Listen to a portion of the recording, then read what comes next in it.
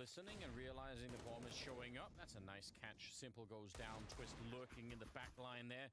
That means he's also about to shoot Electronic, or could be shooting Electronic in the back in a couple of seconds here. And look at the way that FaZe are taking their time. Not, you know, they get the bomb down, but they're not stressing it out. Not really. They're just slowly waiting, catching them out, low on health, and they're going to get...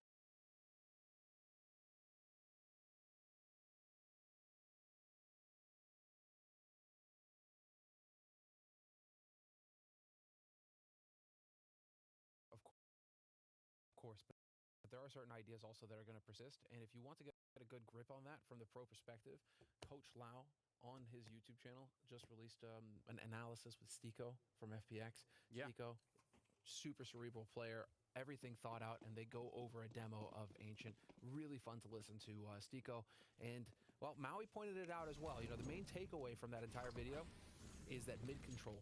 Mid-control, mid-control, mid-control. And that's going to be the name of the game on this map, because it sets up situations like the one we just saw with Twist, where he can just cut that entire map in half, and once you get up into mid, into Temple, it's so difficult as the CT side to then rotate from bomb site to bomb site, because he's just going to be there to stop you from rotating.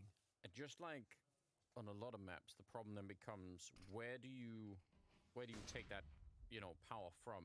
Do you steal from the B bomb site to try and lean the middle? Like, how do you actually get people to have them? And A has that connector through the totem position where you can sort of get back and forth there. So that makes a little bit more sense. But I don't know, like this is one of the things that I'm really interested in, is how do people make that compromise to try and keep mid control on the CT side? Yeah, Kerrigan holding onto that, making sure no one could pick it up. And at the end of it, Electronic and Simple left pretty much across the other side of the map. So it is, yeah, it's a good start for FaZe regardless. Yeah, it's a little bit of a tight spot, but I mean, they don't have any money spent this round, Navi, so there's nothing for them to save.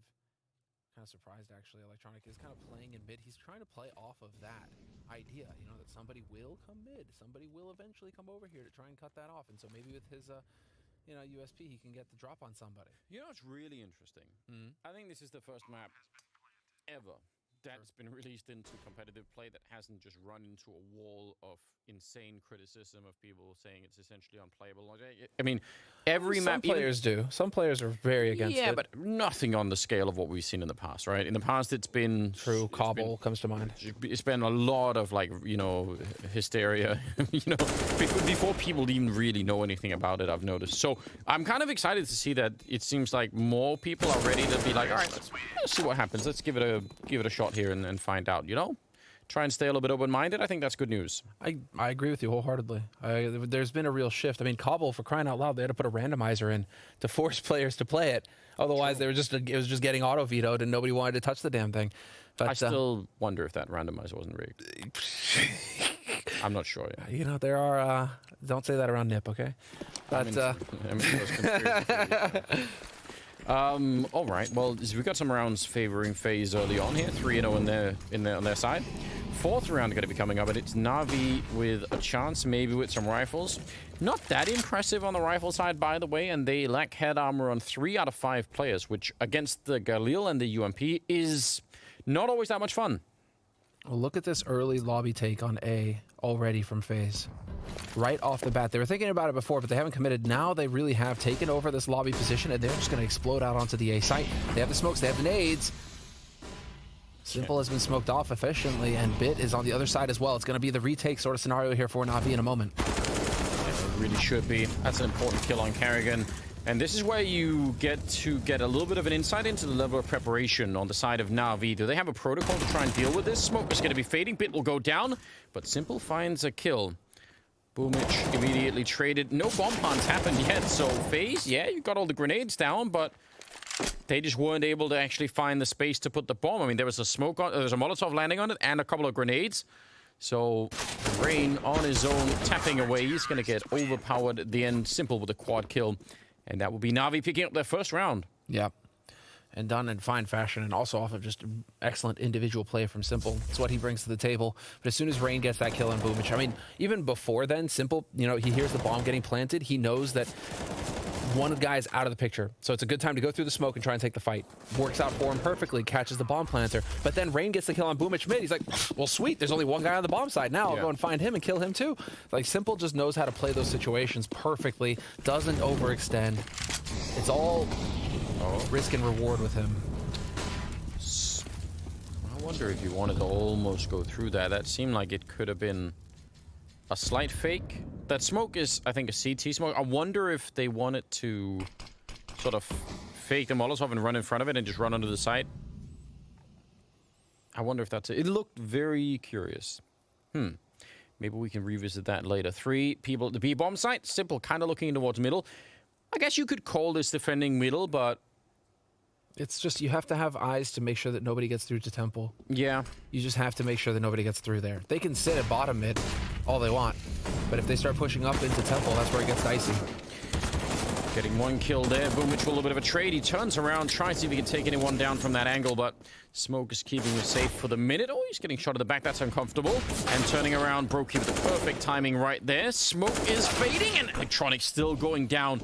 If he could have found that kill, he might have been able to just continue and take down Brokey, who was planting the bomb. But Olofmeister there to help out. And we haven't even touched on that. Olof is back. He is back. Truly is the dawn of a new day, isn't it? True, and we'll see what he can bring to the table in that lurk role. A lot of emphasis put on him coming into it, but I mean, I'm just happy to see Olaf back. Yeah, me too. All right, they smoked off 2 of these positions. Is that enough to go for a full defuse? There we go. Oh, already offered. The spam comes through. He has to re-engage it. 2 seconds left, and that is 1 bullet that saves the round there for FaZe. All that he needed. Simple, definitely in good form right now. Those were some crisp headshots, but it's not going to win them the round. It will be FaZe 4-1. Maybe this is how FaZe choose to adapt to this, though. They go towards a 1 round. They see just how much of an impact Simple is having. Now they also know where Simple plays on the map. They understand he's going to be playing Totem, so fine, fair enough. You can take that into account. And so it's extremely difficult right now for some of these teams to retake bomb sites when they've been lost, and B in particular is really hard to retake because of these choke points. And so maybe that's going to be the game plan shift from FaZe, where they're like, okay, we know where Simple's playing on now. Let's just go ahead and hit B over and over again and just force him to play at a disadvantage. Force him into retakes that don't favor him. Try and stack the game in your favor. Yeah, I mean, especially when he's playing like this. Oh, Boomich. If he could have got the follow-up, that would have been really something. Perfecto follows it up with a deagle of his own. And Simple, yeah, he saved that AK last time. So Rain and Brokey, they're going to be able to get the bomb plant down. They don't have any Molotovs or anything for the after plant. So this will be very hard to bring home. 2 versus 4. Already in a bit of a battle there. Rain checks it out, spins to see if anyone's going to follow it up. Bit is right behind him. And this is so scary. They do have a flashbang, but yeah, he's trying to set it up. That's a really good idea, but not quite. Simple gets the headshot on Brokey, and that is a very, very much needed round out of Na'Vi. 4-2 still in FaZe favor, but yeah, Na'Vi, they're looking pretty competitive. Oh yeah. Oh yeah, by no means is this going to be an easy match for FaZe. It's a tough break that you pick up Na'Vi first round, but also, you know, that's just the way it's going to be. Simple with 8 kills already. But he's matched by Kerrigan with 7. So Simple can start getting into this fight. You know, Kerrigan, I mean, you don't want to necessarily see Kerrigan sit at the top, but that also, you know, kind of bodes well, right? He's fragging, good. Now the rest of the guys, if they can start getting the system working for him, we can start seeing some real threats from FaZe. But you're on the T side of Ancient, and you've already got 4 rounds if you're FaZe Clan at the beginning of the half. I think you shouldn't be getting too down on yourself just yet. Missed chance there from Kerrigan. That's unfortunate. Bit. Can he get out back into safety? Ooh. He does, and Brokey, because of the smoke, is unable to trade. Rain hiding in the corner, and that's one of those new map things. I don't think Boomich was quite aware.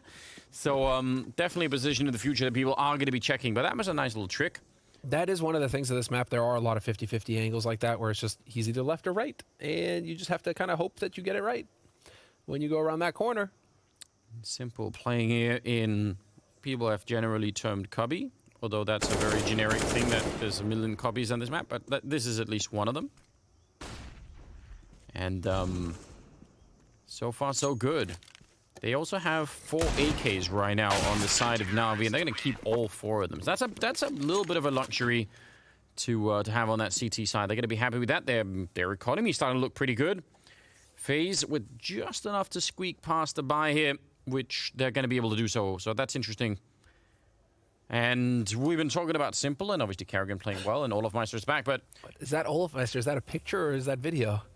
Can we go back to Olaf? What the hell? Just plastered a still frame on there. He's like a monk, a CS monk, just sitting there. And I was gonna say, we can't forget about Twist, can we? no, Twist is definitely still in the mix. Yeah, he is a lot of fun to watch when things are working out well. 4 kills so far for Twist right now on the scoreboard. Well, so look at this. Look at the setup now for Na'Vi. 2 in middle, but that leaves a full-on retake, right? That's it. Those positions are going to get smoked off towards the totem position, and This is so cool. What do they want to do?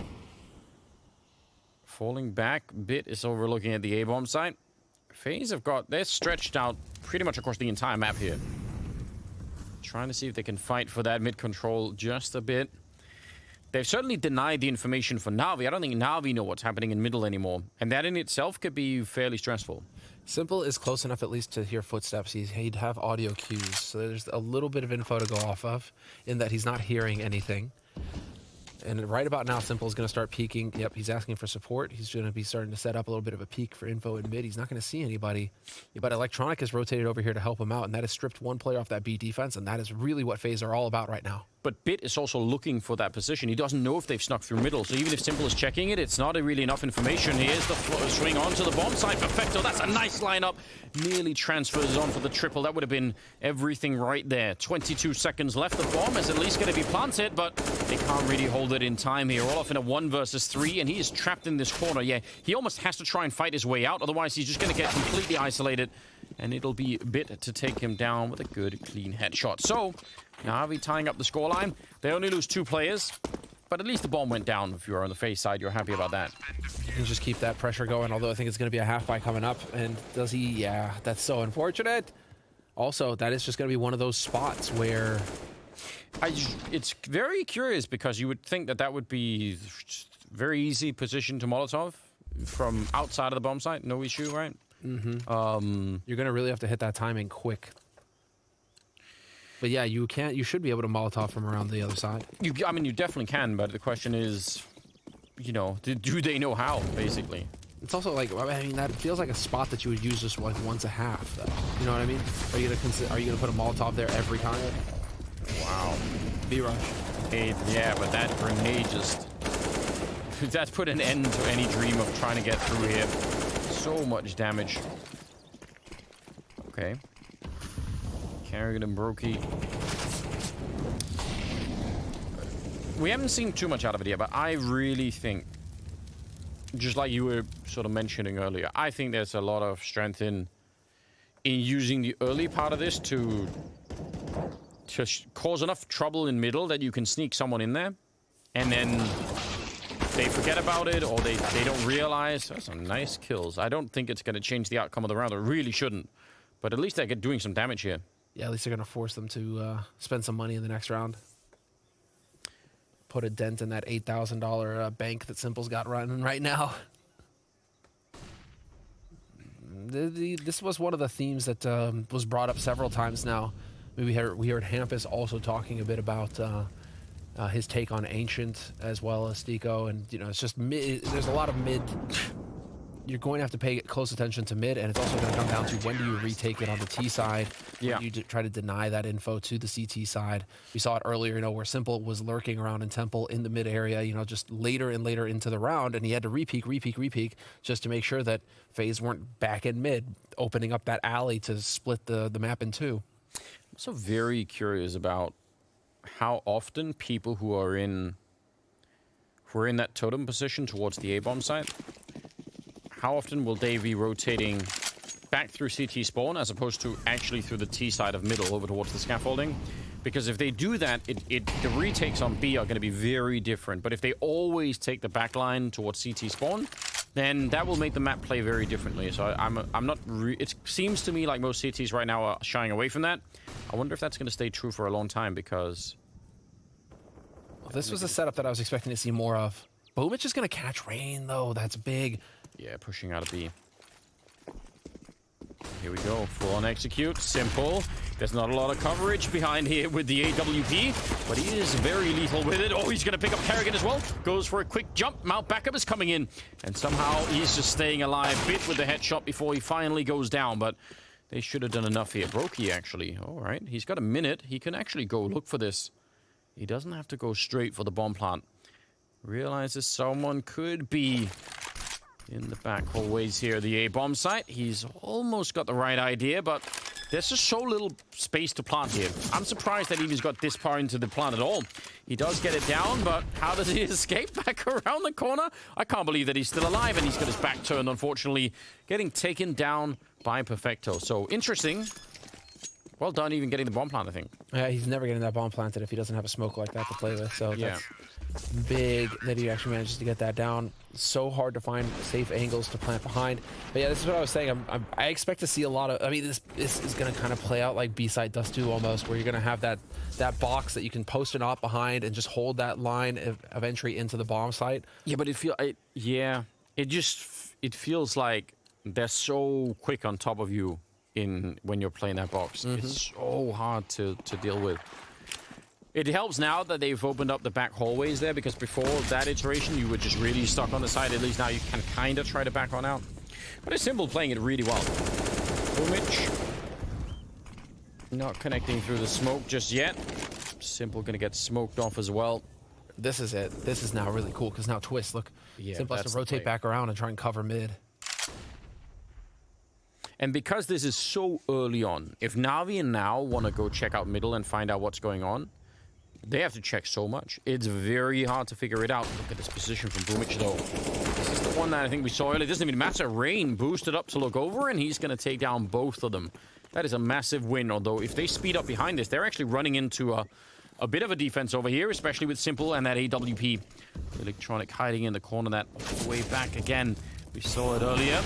Simple missing the shot. Boom, Electronic there trying to save him. That's a nice kill. Second shot missed from Simple, and he's not going to get a chance for more. Olofmeister cruising into the bomb side. 2 big headshots. And FaZe, 5 to 6. I think they're doing a pretty decent job right now. Clever. The boost over the top. Taking a look. And that was just systematic. Olofmeister just doing work right now to open up that bomb site on his side as well. So we get the pinch, and this time you can see that FaZe don't actually have to worry about Secret. They don't have to worry about Cave on the side there. That series of hallways. I was trying to call it Jaguar because of the Jaguars on the walls. But, like, you have those... Secret and Cave actually kind of sounds good. Other people call them cheaters. Are they cheaters or Jaguars? It's really important. Are you sure? Yeah. I was thinking Jaguar could work because it's a single... It's monosyllabic, right? Jag, but maybe. I'm okay with that. I'm fine with it as well, right? Cave, Secret, that works fine. Kerrigan with 2 of his own in return. It gets traded right back and forth. Olofmeister. This is interesting. Yeah, look at again. It seems right now obvious that A-bomb side is the one that people like retaking more. Bit actually walking all the way out. He's like, you know what? It's not my job. Gonna go towards the B side. So I don't know. Electronic in the middle hanging out. A bit of a risk, you'd have to say, for Navi to not even know what's coming. I guess they feel like if they're going to go A, they're going to have to throw some smokes, and then we can start to make our way over. But still, very interesting. We're learning all the time. 40 seconds on the clock, and Navi not moving. Also not getting more information. Well, I think it's because of Electronic's position. Yeah, it must be. He's got control of mid. He's got eyes there. He's also cut off Donut. Or Totem. Oh, failed now smoke. He's going to hear all the footsteps. They messed up one of those smokes going into it, so that's a little bit of an issue. Lacking one of them. They're going to go straight for it, though. Electronic holding that position. Flashes out. He's going to go down. Just so many people ready for him. Olofmeister to get the headshot. Showing up next in line and trying to fight that is Perfecto. Dancing around the totem pole here at the middle, but not really being able to find anyone. There's the kill finally coming through. Perfecto to get the last one, too. Double on him. Double on Simple. And Navi will win the round, in spite of being really far away. Just allowing for that quick rotation through Totem, through mid, like that is so big. And that's the main thing. They're willing to give it all up because they've got control of B site pretty much in its entirety at that point. And they have the mid rotate cut down as well. So you can see Bit, he's holding so far back, he might as well be in CT spawn at that point. He doesn't even care. He's got that long line onto the site. If they don't have a smoke to block him off, you know, he's going to get a kill. And even then, when they were trying to get that bomb planted, he was still just putting bullets through, and that actually got him a kill. It's so difficult to get that bomb planted as it stands on this A site. So many angles you have to worry about. There's no safe bomb plant. And I think that's maybe one of the big criticisms of this bomb site is that, you know, on other sites, you can have a safe plant. It's just a terrible plant because it's really limited in how you can defend the bomb. Yeah. But you can still get the bomb planted. Here on the A side, you don't even really have that. You're always going to get shot from a different angle if you try and plant that bomb. And so you can't even have a terrible bomb plant to defend. It's just such a difficult situation sometimes for the teams. Even if you just look at the minimap, you can tell that the planting zone is inside of a 3-way crossfire. Yeah. From like that's pretty rough. He's going to get Swiss cheesed. So Kerrigan is actually manages to dodge some of those. It's like Banana Inferno. Just manages to dodge some of that early HE damage over there. Woo, Rain, okay then. Taken down simple. That was from the B side of middle towards the scaffolding. And Boomish just trades him through the smoke. Wow. I feel like that's going to be the name of the game for Boomich over there. And then everything just comes to a bit of a halt now. He's had two kills through smoke so far, Boomich. Not bad. Just playing there. I mean, that's going to be the name of the game over there, pretty much. 5 opening kills for Boomich as well. Wow. All right. Having a bit of a subtle impact on the game. Twist is in middle, and I think he's hoping that someone is going to really come take a look. Maybe even come flank through that part of the map, but he's not finding anyone. And now he's going to group up. Bomb is being brought over, as we can tell, but not something that Navi will know just yet. There is a smoke and a Molotov on the FaZe side, and I'm really curious where they're going to put those nades, because I think that's where the real metagame is going to start to sort of reveal itself over on this side of the map. Kerrigan, really close as they start to get it going. No kills yet, and a nice little swing out there for Boomich, taking down Kerrigan. He can't really follow it up in Perfecto. Now on his own, deep Molotov to try and block them off, but there's a counter one to stop them from coming even into the bomb site. 15 seconds on the clock, and it's Olofmeister getting shot from Electronic coming in on that left-hand side. So, 8 rounds on the board for Na'Vi, and for FaZe, they were pretty close to the bomb site. The Molotov slowed them down from the tunnel connector side there. That's all good, but it still didn't feel like a real execute. It felt like they were sort of like, oh, wait, what are we doing here, you know? Maybe not all the nades that you would have wanted, or the right flashes and all the rest of it, which is fair enough, you know? That's where it's those sorts of things where the teams are only going to have had so much time to work with. Yeah. So, you know, what do you do when you only have half the nades? You know, what's going to be the protocol then? And that's where we can start to see little hiccups here and there in the FaZe T side. Well, Simple is all the way down middle, and Boomich was a little bit further. So I feel like right now Na'Vi must have felt like there's no one middle. They're not outside of B. Like, there's been no noise of any kind. And Bit is going to confirm that suspicion right at the moment. Deep smoke there to try and block him off. They need to go for a really quick bomb plant, because the longer they wait, the worse that crossfire is going to get. There are the deep nades landing on top of the plant zone. Olofmeister nearly burning alive. But they get the bomb plant. Question is, can they actually hold it 5 on 5? That is going to be the big one. They're low on the firepower. They still have a grenade left on Olofmeister. He's needed that in now. Electronic, though, going to take advantage and get 2 kills. And they don't have any nades left on that FaZe side. I have no idea. It's not like they can hide forever. I mean, there are not that many positions for them to fall back into. So Na'Vi pretty much can know where this is coming. And they have a smoke for the bomb and everything else. This is looking really good at the moment. Nice shot from Brokey. Defusing inside. Doesn't even care. Never comes off the defuse. That's ice cold. No cares at all at that point. But, you know, it's a 5-on-3 retake at that point with so few places, as you pointed out, to hide. I think Na'Vi are also feeling pretty good about that retake on A. You know, there's just, so far, it doesn't really feel like FaZe have been able to get that lockdown going on over there. It's been a lot of dicey kind of clutch situations. It is really tricky that you have a bomb site that you can play retake on, and once the T's put the bomb down, they can't actually really fall back to many. There aren't many good positions to fall back. It makes you wonder if the T's need to put the bomb down and push forwards. Yeah, you know, take the fight to them. Like, yeah, just take like something like that. You know, try and even go further than that. That is a real. I mean, we're gonna see as the meta develops. but also as the map gets progressed itself, you know that changes are going to happen. I'm very curious to see how the devs address this.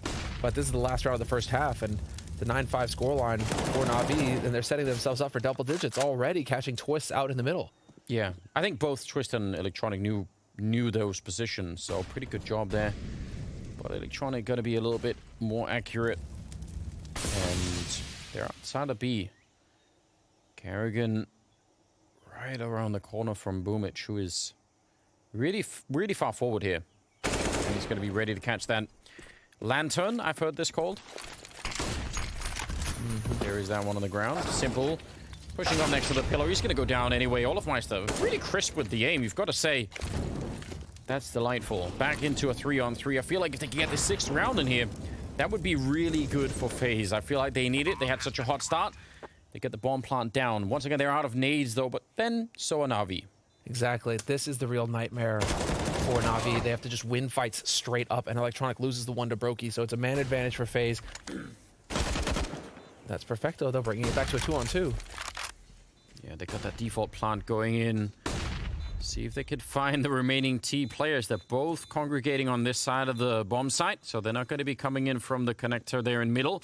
Tapping the bomb, trying to fake it out, and that was the right idea, but it doesn't matter. Olofmeister showing up, quad kill at the end to close the half with. What a performance from the returned legend here. We'll see if they can continue in the second half. It's coming up after the break.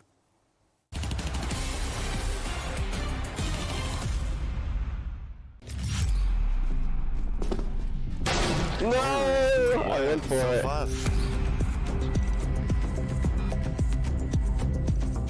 I'm gonna veto the one thing anyway that he's not, so I could just start. And I'll veto the op. I would remove AK. So the first one who got 5 rounds, right? Let's go. Please don't go easy on me. Yeah, you go easy on me. I just woke up, I don't wanna lose Me anymore. too.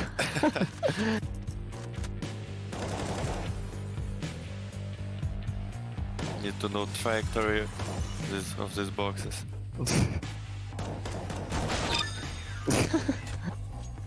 Is it live? No? Yeah, it's live. Oh, it's live. I didn't expect that.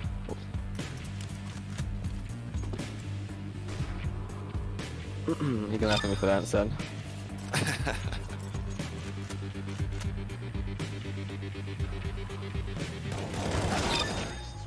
Okay. Wait, how many like rounds per half? 4?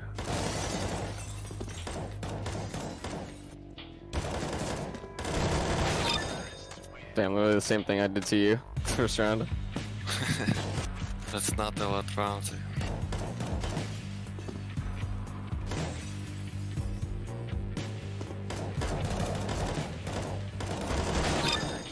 Yeah. These boxes are so scary. Yeah, they are. I just run every time I hear them.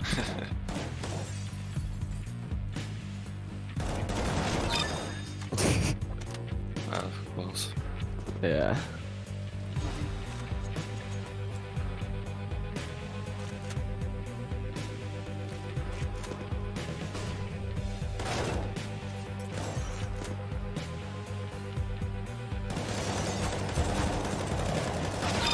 No.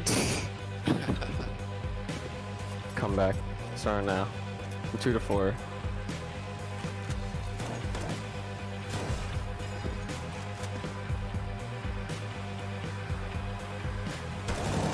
No. GG. GG. So it's M4 and now Deagle? Yeah, Deagle now. Have fun. Yep, have fun.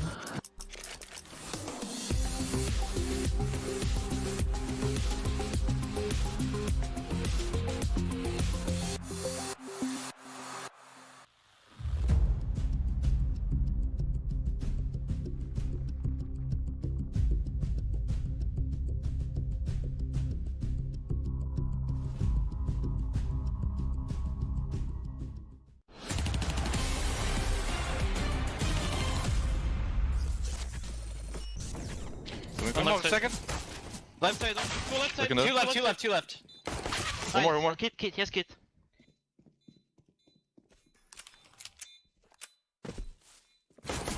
Nice! Good job, Ben. Nice. That's fair. Good. I love it. What was that sound? Listen, all I want is for my coach, any coach, to have Robon's camera. Because then I think that's a coach. That gets me close to the eye in the sky. The All-Father watching down, making sure that you're doing the right thing, looking out. That's what you got to do, right? Otherwise, just 9 they don't show a picture of it though. They don't show me a camera picture of it. We'll get it. We'll get it. We need another camera shot of Robon, seriously.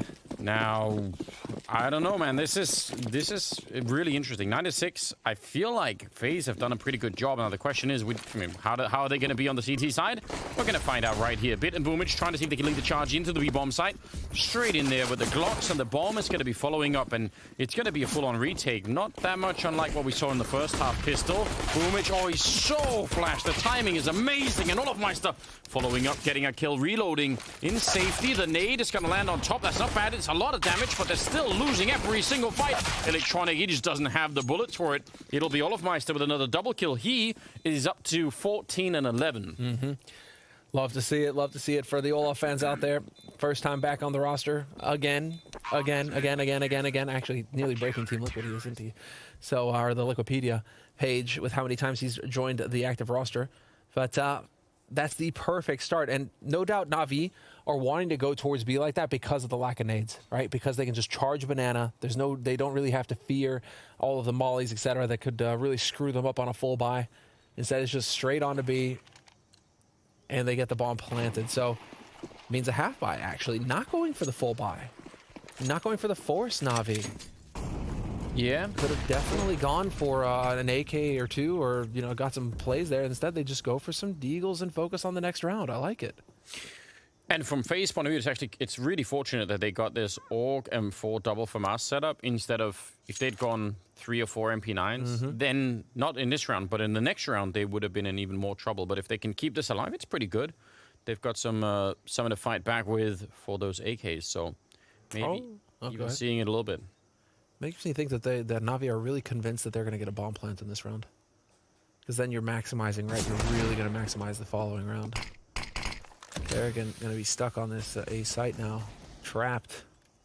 I hate playing this position. It's a nightmare. You're just stuck there. You're stuck behind a box, and that's it. Can't really go anywhere.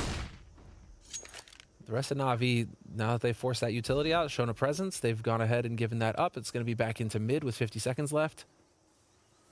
Yeah, Perfecto's outside of B, hoping that someone's going to creep out.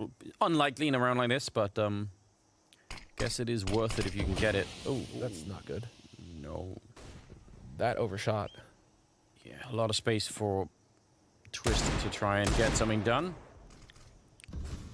He was the mid player on the T side, so it's kind of nice to see him playing them the sort of the mirror position.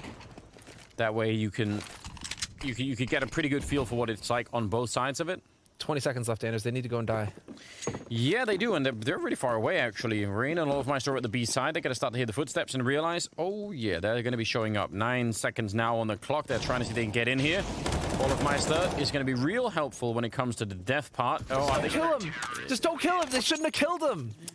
You always theorize about that, but then again... 2 seconds left? Yeah, but the problem is still, if he kills someone, then it's still real bad, right? You lose a lot of... You just run away, dude. Don't show. With 2 seconds left, they should have just let him freaking live. That'd have been fantastic. It would have been really fun, but it's always risky, I see what you mean. Of course, I see what you mean. It's risky. At least, okay, to be fair, at least the MP9 got the kill. I always want people to do that because it would be like the ultimate way of playing. We've seen it everywhere. It's rare, but it does happen. All right, through the Molotov, it doesn't actually get put out all the way, and that's probably the round gone, done. You must actually extinguish the fire before you run through it. Barring some outright kills. Nicely done from Boomich. Nice punish on Rain. He's been hitting some crispy shots, Boomich, so far. Towards Scaffold, 10 kills for him now. Now, here's something that we haven't really seen, but I wonder how long before the CTs will start to move either in from middle or A to try and really go for a flank, and really get that information. Olaf, very stable indeed, up to 17 now. And yeah, they know he's in the corner, but they can't do anything about it. They don't have the nades for it. He's got some backup as well showing up, and it's going to be the round favoring FaZe, only losing Rain. Man, yeah, these are decisive rounds. The money is going to look terrific now for FaZe Clan. This just doesn't get put out. Deeply disappointing. Double molly kill. Yeah, that's just the way it goes. Damage ramps up and you just get toasted. But we are going to, I mean, that is pretty standard now. What we're going to be seeing are those Molotovs and smokes down at the bottom. But yeah, if your smoke isn't actually canceling the molly, then you are in deep trouble. So full deagles across the board here for Na'Vi, wanting to still be a bit of a threat. Simple Electronic kind of hoping for some aggression out of FaZe this time in mid, but they're not going to really be offered up any twists. Again, going for that same position in Temple. Brokey could get a bit ahead of himself, though. He's playing it pretty close. Yeah, he is sniping for that deagle kill. Simple, not able to quite get that flick in. Love to see him try. Boomich, the other way to use the deagle. Fast clicks and, yeah, just getting those body shots in. It definitely does work. Boomich could be shooting Olofmeister in the back in a couple of seconds here. I think he's almost got the right idea. But a little bit of a return from Twist. It's at least good news. 2 versus 3 now, as Na'Vi hope to steal this round away. Not impossible. They have a smoke, they can use that. But Brokey catching Perfecto, I think, is going to make it a bit grim. Electronic right, as that kill goes through, has already committed his smoke, so he has to go for it. And FaZe Clan are going to get up to double digits first. 10-9 on the CT side.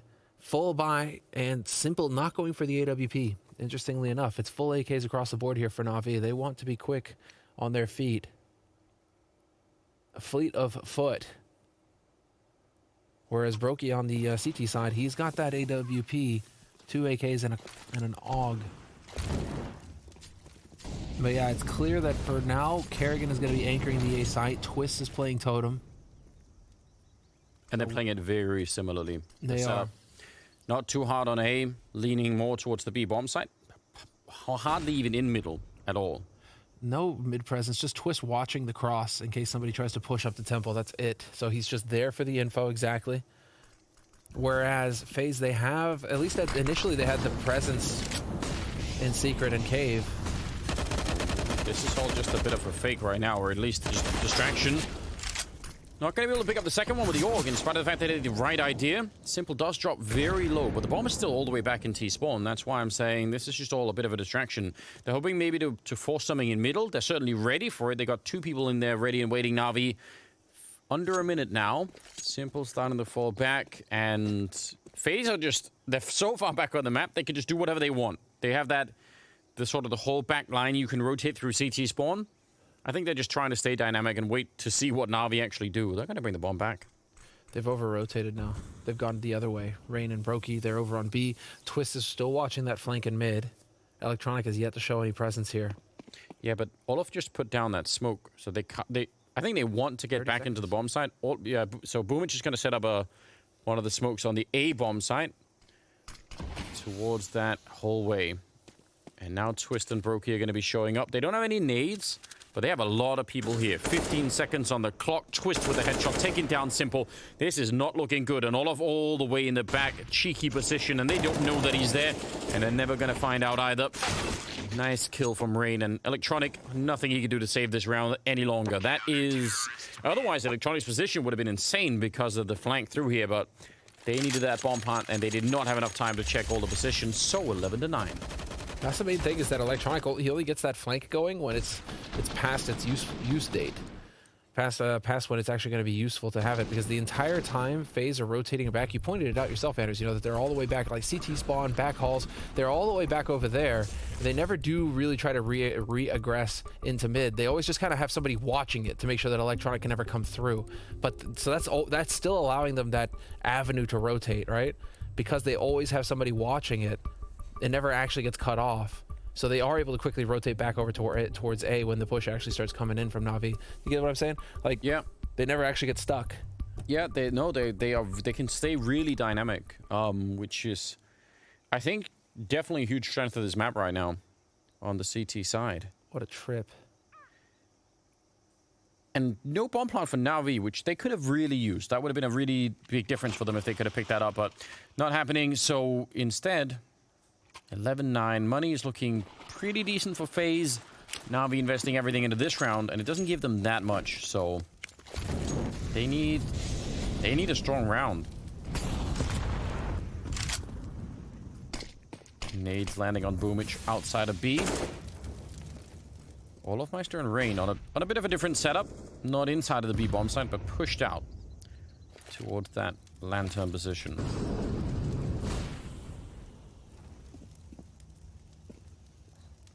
He's looking for it, hoping. You can sometimes see a slide bit through the scaffolding. Rain is certainly trying, and there it is, a little bit. He's going to get some damage through. That is... It's real nerdy. Is this B-side dust 2 again? You remember we could look through the gap in the box between the boxes and the wall? Oh, yeah. Just It's stand there and interesting. watch. You got a little gap, and so there was a little bit of info gained. Look at Simple and Electronic. This is the play. Yep. This is what they want. Leading with the pistol, AK to follow. They want to create that space, and instead, they walked into a massive crossfire. If not for Twist getting the double, I guarantee you Brokey and Rain would have been there. I like the idea. I think it's really cool out of Navi, but they just didn't really have the opening that they thought they did. Kerrigan right now needs to... Oh, he's trusting Twist to have his back, isn't he? Oh, Dude. That's faith right there. yeah, that is bit. He would have to get a lot of headshots with the deagle, and it doesn't really happen. So 12-9 instead. FaZe winning every single round in the second half so far. And Navi, I mean, in spite of everything, you'd think the round loss bonus would at least be here to really help them out. But even that is... It's not pushing them over the edge at the moment. Oh, yeah. A little bit of frustration getting shown there. And an earthquake on top. And an earthquake from Electronic. Those plays, man, just rocking everything. Doesn't matter that he's all the way over in Ukraine. Well, let's see. 22nd round. All right. Putting that out. Boomich is ready. He's got the Tech 9. He's going to be charging through the smoke. It's looking good right now. Can he catch them while they're still blind? He actually almost did. Rain, I think, only barely recovering that vision. And he's low on health. He doesn't want to go back into it. He did plenty enough, though. That is actually... It's not that easy. He could have easily gone down. And the value is that he stays alive. Yeah. The value is that he stays alive in secret there, because then they can never get in. They can never actually get that bomb planted so long as he is a threat. Even with 6 health, he's the hero of the round. Bit, what are you going to do, bud? You're just stuck on the other side of the map. You were hoping for some kind of late lurk, but that's the other thing. I mean, well, I wonder how often we're going to see flanks through mid from the CT side. It really feels like it's the back highway right now that's getting used for the most part. Nice shot. That is cool. He's going to try and continue. Should still be essentially impossible, and eventually Brokey will take him down. Yeah, I'm not sure we're gonna get a lot out of that either, but yeah, this is so close. Not at all a bad play. Yeah. And something that looked very choreographed out of Boomich there, right? He knew how to put out the Molotov. He knew how to... He kept exploding through the smokes. All looked like he had that planned. Didn't really work out, but it was close. Really close. 13-9. It's only really a 4-round gap, but we've seen before the CT sides being really strong on this map. So, I don't know. Oh, it's getting the Brokey. timings down. The T side, I mean, you're going to have to figure out exactly how you're using your nades, what the spacing is like with your teammates, the timings, all these sorts of things need to get ironed out. Look, this is something we didn't see out of Navi. Brokey pushed all the way up with the AWP. Kerrigan is almost walking into T-spawn. I think the smoke is preventing him from doing it. So now they're completely isolated. They have this one tiny corner of the map, and that's it. Everything else belongs to FaZe. Kerrigan, he's thinking about it. He really wants to do it. He's turned the corner into the T-spawn. Very interesting. I don't know if he has to keep going, because there's a lot of open angles when he goes. There's no one here, but if there was, he might be in trouble. Let's see, is he going to catch anyone? Yeah, he's going to take Perfecto down. So now they're really boxed in, and they know it. That's problematic. Yeah. There's one way out for him, but Rain has been watching this. Yep, Rain dodges the flash easily, sees it coming. And so now, I mean, you are just firmly stuck. If you're Simple on Electronic, you've got nowhere to go with 40 seconds left on the clock. And no money in the bank either. You need this bomb plant. You need it bad. Simple at least able to fight back a little bit here. But Olofmeister is just putting the pressure on. Yeah, we're talking about highlights at this point. I don't think he could fight his way out. And he's going to get shot at the back, isn't he? Kerrigan sneaking in. 14-9. And this map keeps... punishing random teams. It's really fun. Yeah. You know what this map really I love that FaZe just do this. I love that they're ready to just go on to Ancient in a veto. I love it. I think this map needs that rolling boulder from Indiana Jones? Okay. What triggers it though? Is it if you get too many people next to totem or something? You know, the totem shifts all of a sudden and just starts crushing people. Maybe it's like if you try and plant the bomb, you're outside of this. Like, you know, it's like if you plant it in the wrong position, it triggers like one of those like pressure traps and That would be comes hysterical. rolling through. It just rolls down banana on B site. Yeah, that'd be fantastic. Just goes for it. Do we get Robon? Show me Robon. Come on! Maybe he's shy. Robon's cam is great. It's legendary. Alright, All right. so we're gonna get the force out of Navi, of course, to keep FaZe off of map point. They don't have a lot of choice, do they? No, I really like that FaZe. You know, it's kind of what we see with these new maps. You get these teams that are underdogs. They adapt it early, and it gives them a fighting chance against teams that they otherwise would struggle against on regular maps that the teams know how to play. So FaZe just knew exactly what they were doing coming into this veto, and they were ready. It's very cool. What do you do now? 3 Galils, 2 Deagles. You've won no rounds in the second half at all. It's all been favoring FaZe. At least now you have Cave, or Boomich has cleared Cave. So you could try and set up the B split from here. But now you've given that up, and the smoke going down, I mean, it's kind of moot. But you got mid at least now to work with as well. Twist is watching the back flank, though, that Electronic is trying to set up towards Temple. I mean, this position for Electronic, it can be converted into something really cool, but this push out of B on the other side for FaZe, oh, they don't really go through with it. Don't feel like they didn't feel comfortable continuing past that corner. Fair enough. Just throw the smoke wall off. It's Look 40 at Kerrigan seconds. again. How greedy do you want to get? Kerrigan is on a mission, and that pushes Brokey into CT spawn. So those two things are happening at the same time. And the further Brokey gets, the more tricky I think it's going to be for Navi. Never mind the fact that Kerrigan could also eventually shoot them in the back. I don't know if he's going to see Electronic in the middle. That would be really... Yeah, he does. So that whole long wait is just for nothing at the end of it. All of my does go down a little bit awkwardly. Maybe could have taken someone with him there, but there's only 15 seconds on. The clock and the bomb is never going to be planted here. It's 15-9. FaZe, they are way more proactive than Navi were in terms of pushing out, in terms, like you saw... Brokey with the AWP outside of A one round. You saw Kerrigan sneaking through twice now into T-spawn, more or less. It's really interesting. This move here, yeah. And all of my Electronic, he was waiting how long in there? Whole day? Yeah. Naturally, Kerrigan is going to come from the one spot he least expected. And I mean, to be fair, that you know, Electronic is waiting for a push through mid or a push through Totem. Yeah. He's not expecting there to be a guy pushing in from his side of the map. But that kind of move, I think, is going to be important. Kerrigan, nice Proactive, shot to man. take down Simple, yeah. He's going to continue. He's really playing well. Kerrigan has 21 kills. Right behind him, Twist and Olaf both at 20. So absolutely lights out performance here from FaZe. Brokey could almost be a 2-for-1. It's going to be one at a time instead, and he doesn't quite get the flick. Electronic will take him down. Kerrigan, if he turns around, he finds the bomb. He's actually almost on top of it. They're going to get Electronic. I don't think Kerrigan realized he's walking back now. I wonder if he finds it. He's almost able to spot it, I think. Perfecto, 1 versus 4.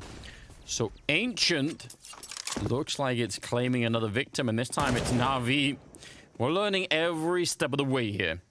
And Navi certainly maybe learning a little bit more. 16-9 as they get taken down by FaZe with Olofmeister back in the mix. Great way to start the best of 3 here if you are on the FaZe side. And Navi, they've got to be a little bit shell-shocked. They won no rounds in the second half at all.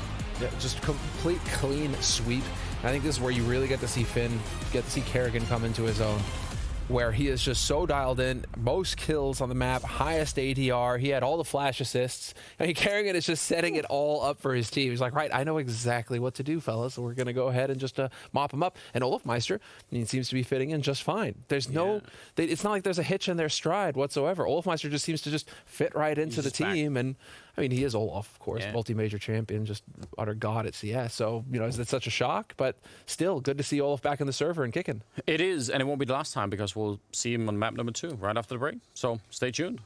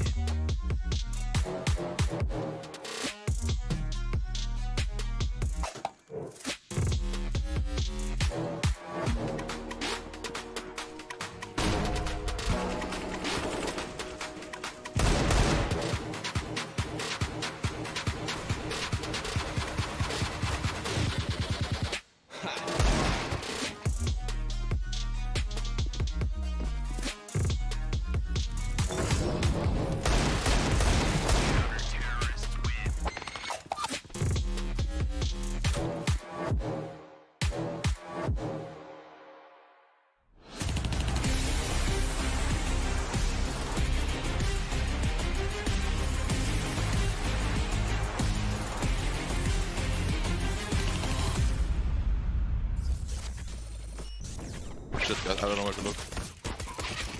One more. Wait, hold Too on. close, too close. He's in the smoke. He did smoke with me. Pushing. Go. Dildo.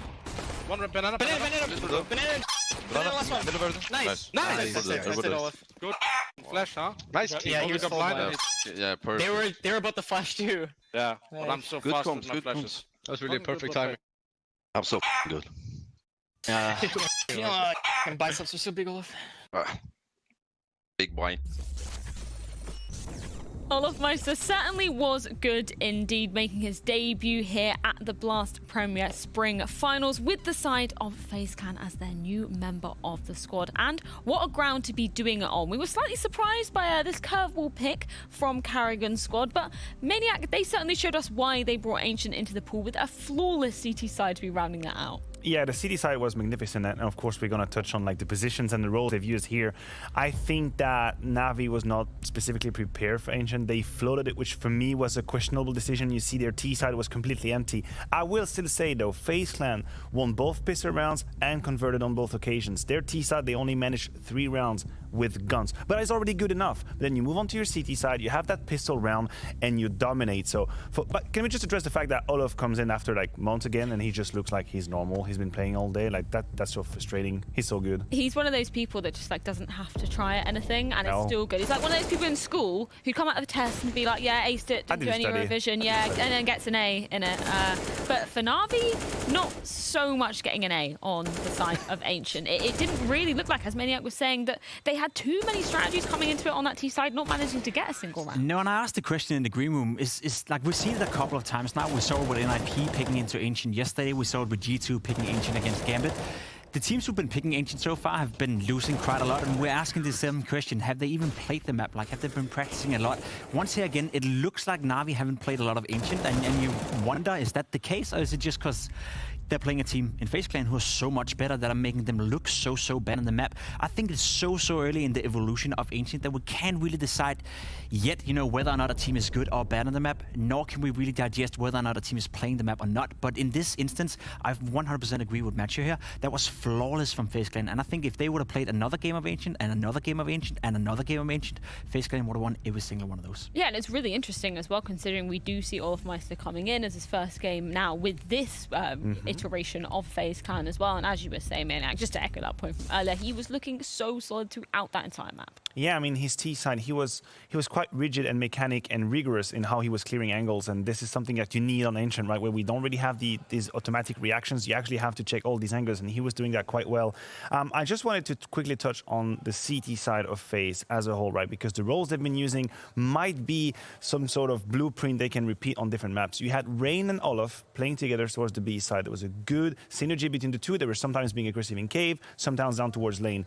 Then you had that trio of Brokey, Kerrigan, and Twist. They were moving around the map depending on how they wanted to play, heavy towards middle, heavy towards A. Sometimes Kerrigan was with Brokey on the A side to find an early kill, and Twist had the opportunity to move around. So I really liked how they played. I'm not saying this can apply one-to-one for every map, but there is something to be found here in how they use the players. I 100% agree, and that was exactly what Kerrigan talked about as well in that interview. The new roles, the new ways of finding synergy. He said that Olaf Meister on the team, it seems to be working much better, and there's a better connection between the players. So it's good to see FaZe Clan already now, early on, sure, it's only one map, Ancient against Navi, but they're looking good. Yeah, and I want to pick up on that as well. I know, as you just said, it's only one map so far, but just in terms of Twists and what he's kind of been bringing to the team and that influence as well, we've heard Kerrigan saying he's been allowed a bit more freedom, a little bit more control. So how did you see that working out on this map specifically? Well, his T side was a bit complicated, but here we have a compilation of his CT kills that kind of disappeared in a second. But he did way much better on his CT side. And what is interesting is his clips that this position is going to change from clip to clip to clip. And I think this is how you want to use Twist, right?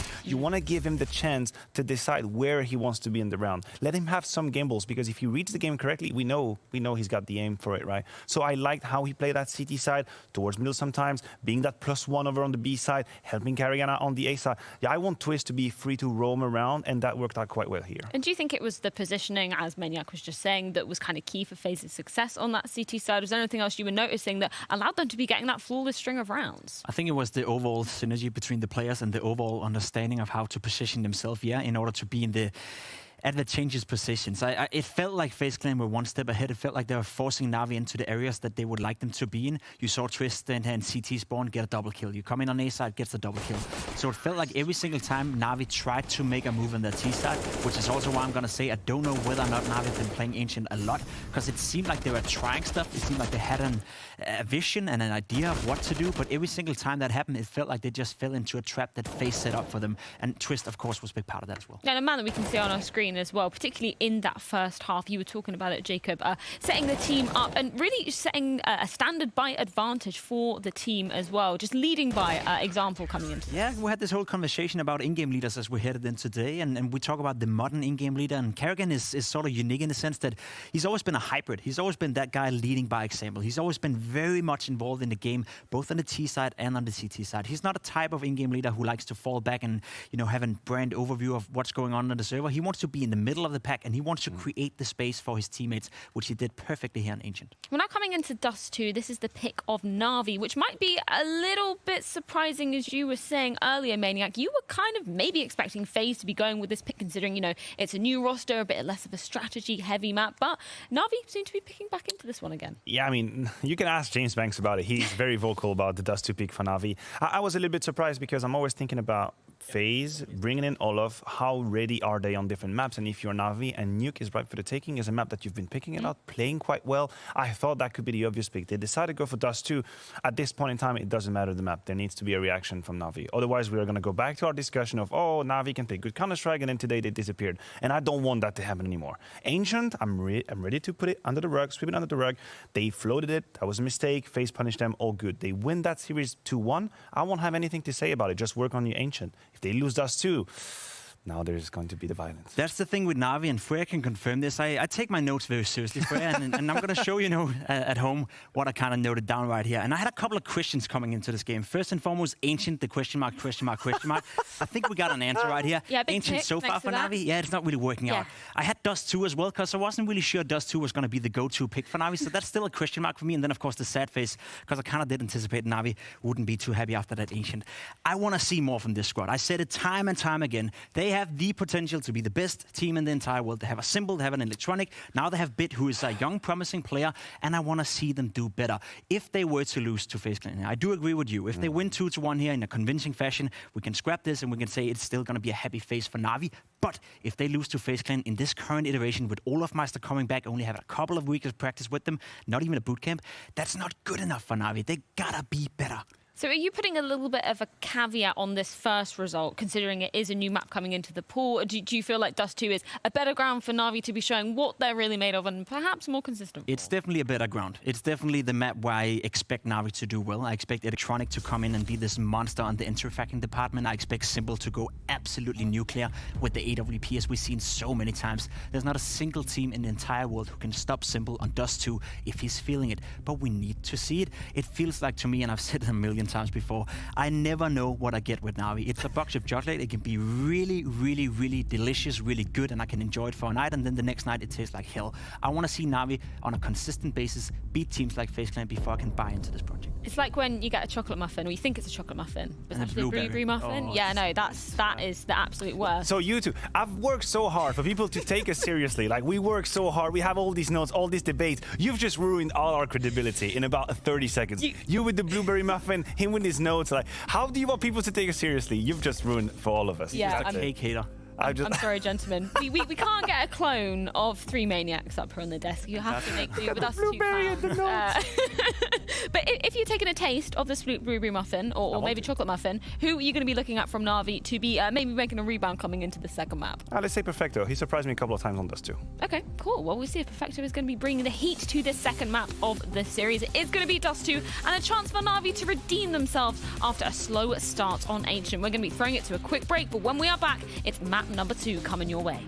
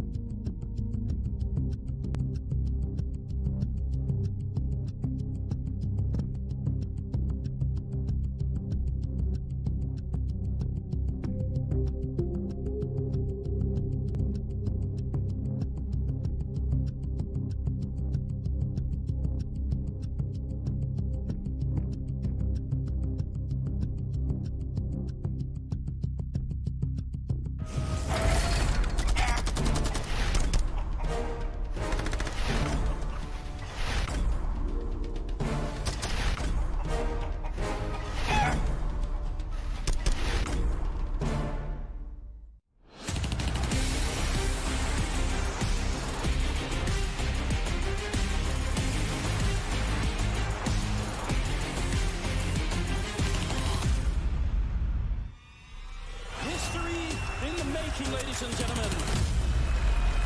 Copenhagen, let me hear you. Are you guys here? Are you ready to watch some Counter-Strike? They're right in front, defusing the bomb. The smoke. Oh! Three taking two and falling back.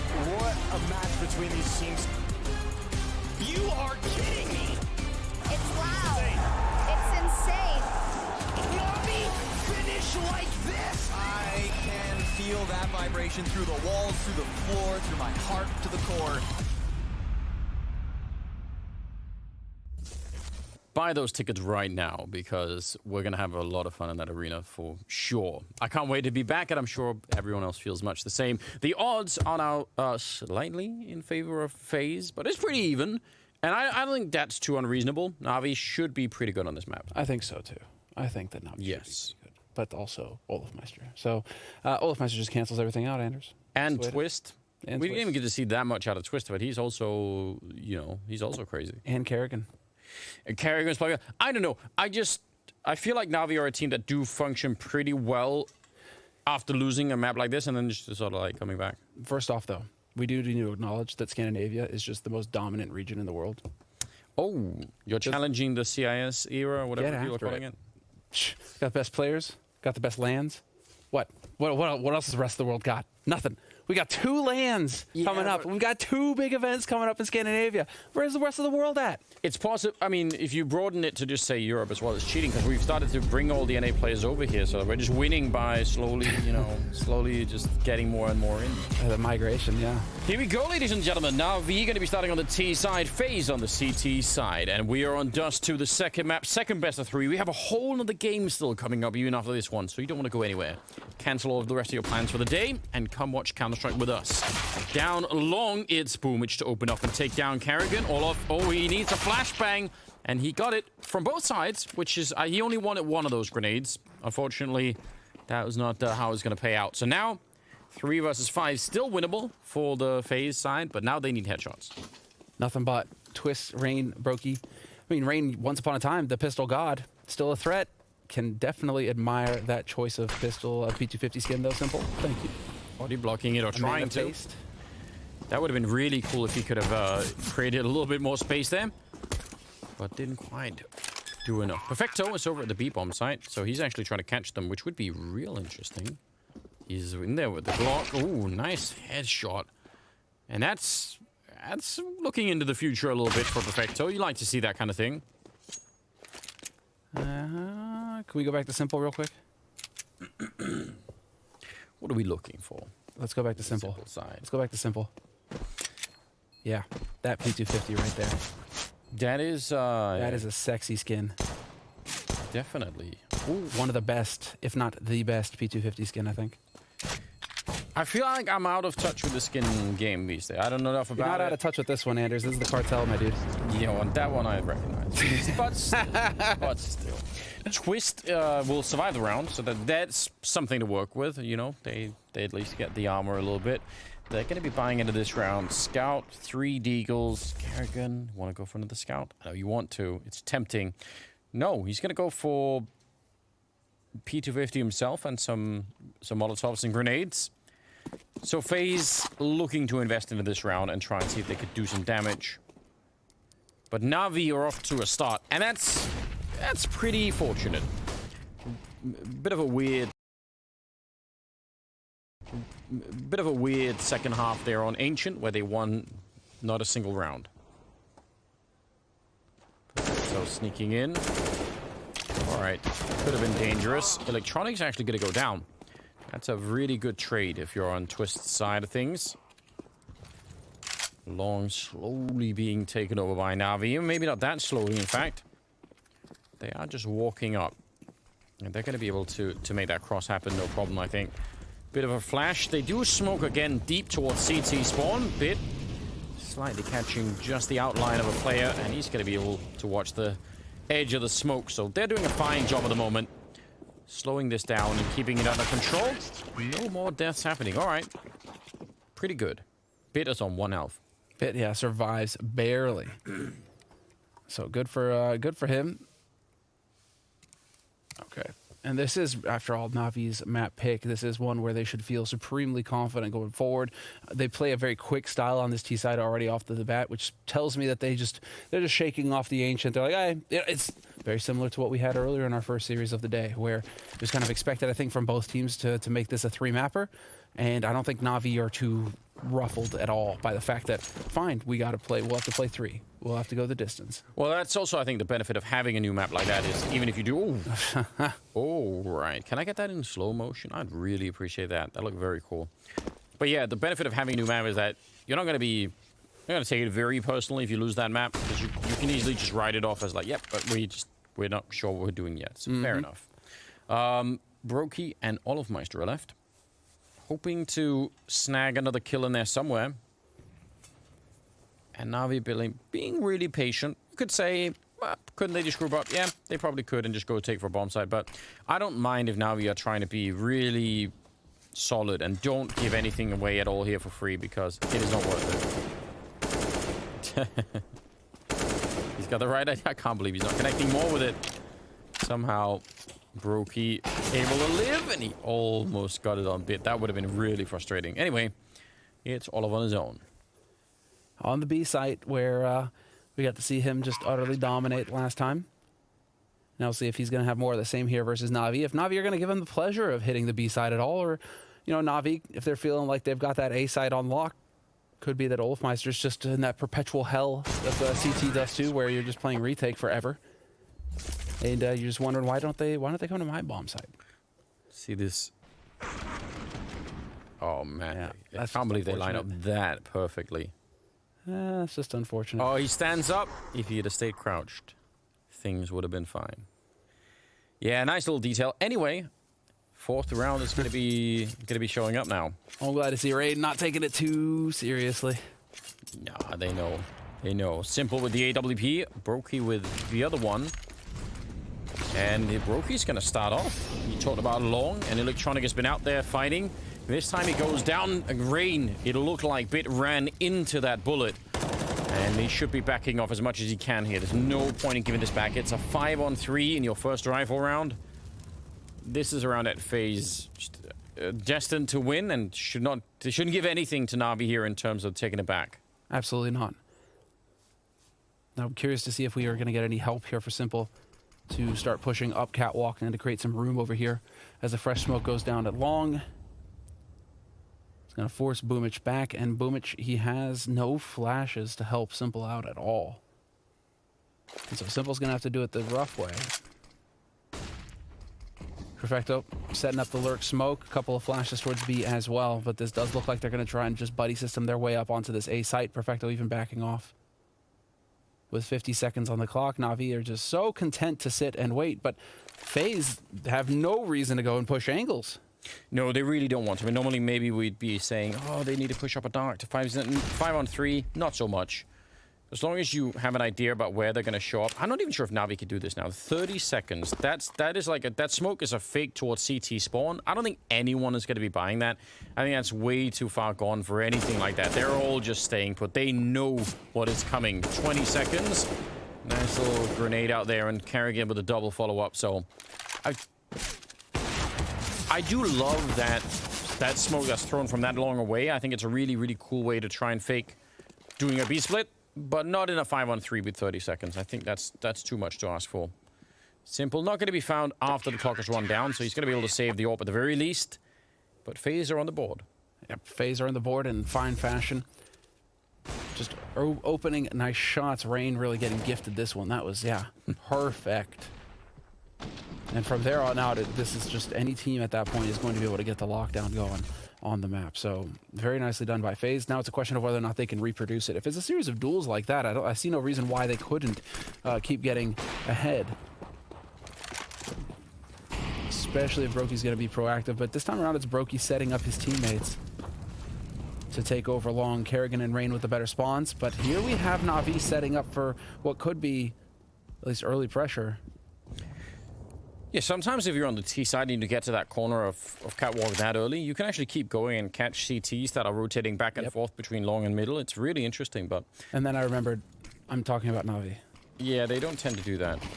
Not their favorite thing. setting up that smoke grenade that could, you know, again, could be 10 different things. Could be a regular execute, could be a drop down, could be a B split. And it's feeling like the B split at the moment. Twist and Olofmeister inside of the bomb site. They've got Rain and CT spawn, and there's no smoke covering this, and that's really confusing. I have no idea why there wouldn't be. They get shut down in the middle. That's why you normally throw the smoke. I need to see a replay of what happened in that round from a third-person view, because I don't understand where the grenades were from Navi. I'm real confused.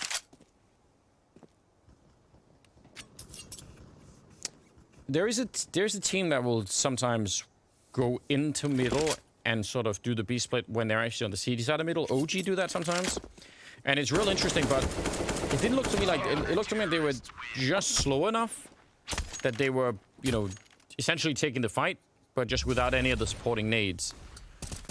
The Twist is here on the one side, and there's no nades here for just Rain can just go and take that fight all day.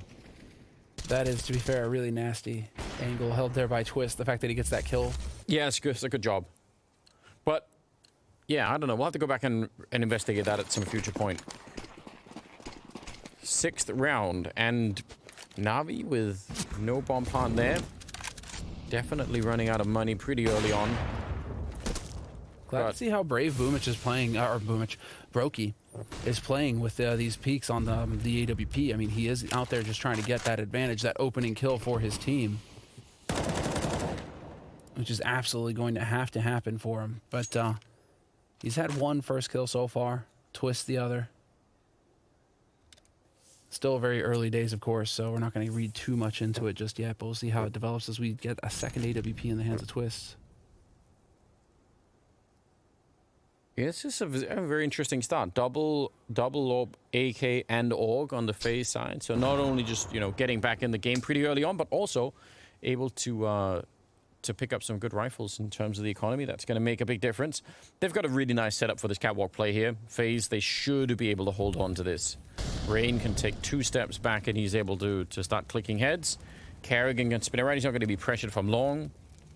Everything here is setting up nicely. Barring some absolutely mental deagle action, this should be pretty good. There's a jump out, Brokey. Already picking off Bit. And yeah, grenades. Gonna get them a little bit closer. That's interesting. Molotov will take down Simple. Bomb not picked up at the moment. Not gonna be picked up either. Electronic last one left. Oh, and Kerrigan. Oh, sorry, Rain there. Able to take him down at the end. So double kill for him, and Brokey and Kerrigan with the 5th kill, and it will be tied up. It will be. Well, let's go, Rain. If you're going for the sprays at range like that, let's see. Pretty spicy stuff coming through. I also have Olaf set up in his room, man. He's just got the trophy rack behind him. That's, you know, all the players wish that they could do that, but not all the players are Olaf. You know? No. Multiple titles to their names, nice trophies, make a little, you know, trophy shelf. You're going to have to work harder. Got to get after it. All right, Outlaw again. Kerrigan is actually going to show up for this fight. In spite of that, he's got no backup, which I think is really scary, but he proved that wrong. Nearly taking down Bit. That's still pretty good. Normally, if you don't get to the long corner first and you're on your own, and you're likely to fall back on that CT side, but made it work. It's just bold. Definitely sometimes you have to go for the bold play, and that's the element of surprise that can come into it. Simple, not going to find the shot. And so that prompts Brokey and Rain to back off of their boost on Catwalk. But we haven't had Na'Vi challenge on Cat just yet. And so Rain is still hanging around here. Brokey now just thinking about perhaps there could be the push coming up from Na'Vi. Only a single smoke grenade for Na'Vi to play with, though. So Electronic could get that into CT, and we could see that B split come through here. Actually would make sense. Yeah, they have to figure. I mean, the problem is if they go long with one smoke, then they can't cover the entire cross, and that in itself is very dangerous. 40 seconds, they are going to be going long, and smoke surely going to land at some point. Yeah, did they already use it? I think they already did. So no smoke for the cross. They run into Brokey. He's going to take one of them down. Pretty good headshot there from Bit. Rain, though, out in the open a little bit, and he's just going to take care of Perfecto. No issue. He's looked so comfortable in that position. Twist, they're not able to get the flick, but there's only 15 seconds. The bomb is out long. If Bit goes down here, it's the end, and I think Rain knew that. It's like, I'll just take that away, and the round is done. There is nothing Electronic can do. Not because of the health, but because of the time that is left here. Looking for it, and eventually Rain will drop him. Triple kill for the Norwegian player. They're really happy. They're having a grand all-time over at the FaZe side. 4 rounds in a row. And it's certainly exactly what you're hoping to see. I mean, Rain did not underperform on Ancient whatsoever. 18 kills, 73 ADR.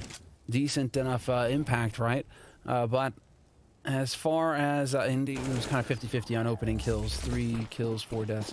But on this one, I mean, he's off to a terrific start on Dust 2. And, well, I mean, if this new iteration of FaZe allows for Rain to shine, Kerrigan's just going to be thanking his lucky stars. Because, you know, Rain is one of those legendary players that you really expect to do damage. Yeah. And yet, he's really been struggling. He's been in the doldrums for a long time. This series, though, could be him coming back to life. That is a fantastic hold from him on the A side in the last round. Scout challenge. Yeah, it's kind of it's such an interesting time in Counter-Strike. Never mind the fact that we've got the whole online phase, but I feel like because the sort of there's so many up-and-coming talent now that you don't actually have to take a long break, even if you're on that legendary status that Rain is, before people kind of, you know, there's so much coming in all the time that you get pushed out of the way pretty quickly. Sure. So there might even be like half a generation of viewers that haven't seen everything that Rain has to offer. And if you're one of those people, well, then you've got a lot to look forward to, because it's really interesting. Nice. Get back to land. I mean, yeah, that's where Rain is going to shine. Yeah, that is a different game entirely. So that will be fun to see how that plays out. Obviously, we're hoping, waiting soon in that Royal Arena. 5-3 right now. So FaZe right back in, 5 in a row, catching fire, and now moving into round number 9. Someone's got to do some hard thinking here on the Na'Vi side. Now we're Blade not doing a lot of chatting right now. Olofmeister is at 0 kills, by the way. He's just been bored. Well, he hasn't really, to be fair, he's been anchoring B. Yeah. They've just been going A every round. He's had like what, 1 round of action over there. Poor guy. It's a classic, isn't it? I mean, it's the life of the B anchor. You just don't get any action. And that round, it's a small sample size, but that was Kerrigan pushing out long. You remember how he's really active on Ancient?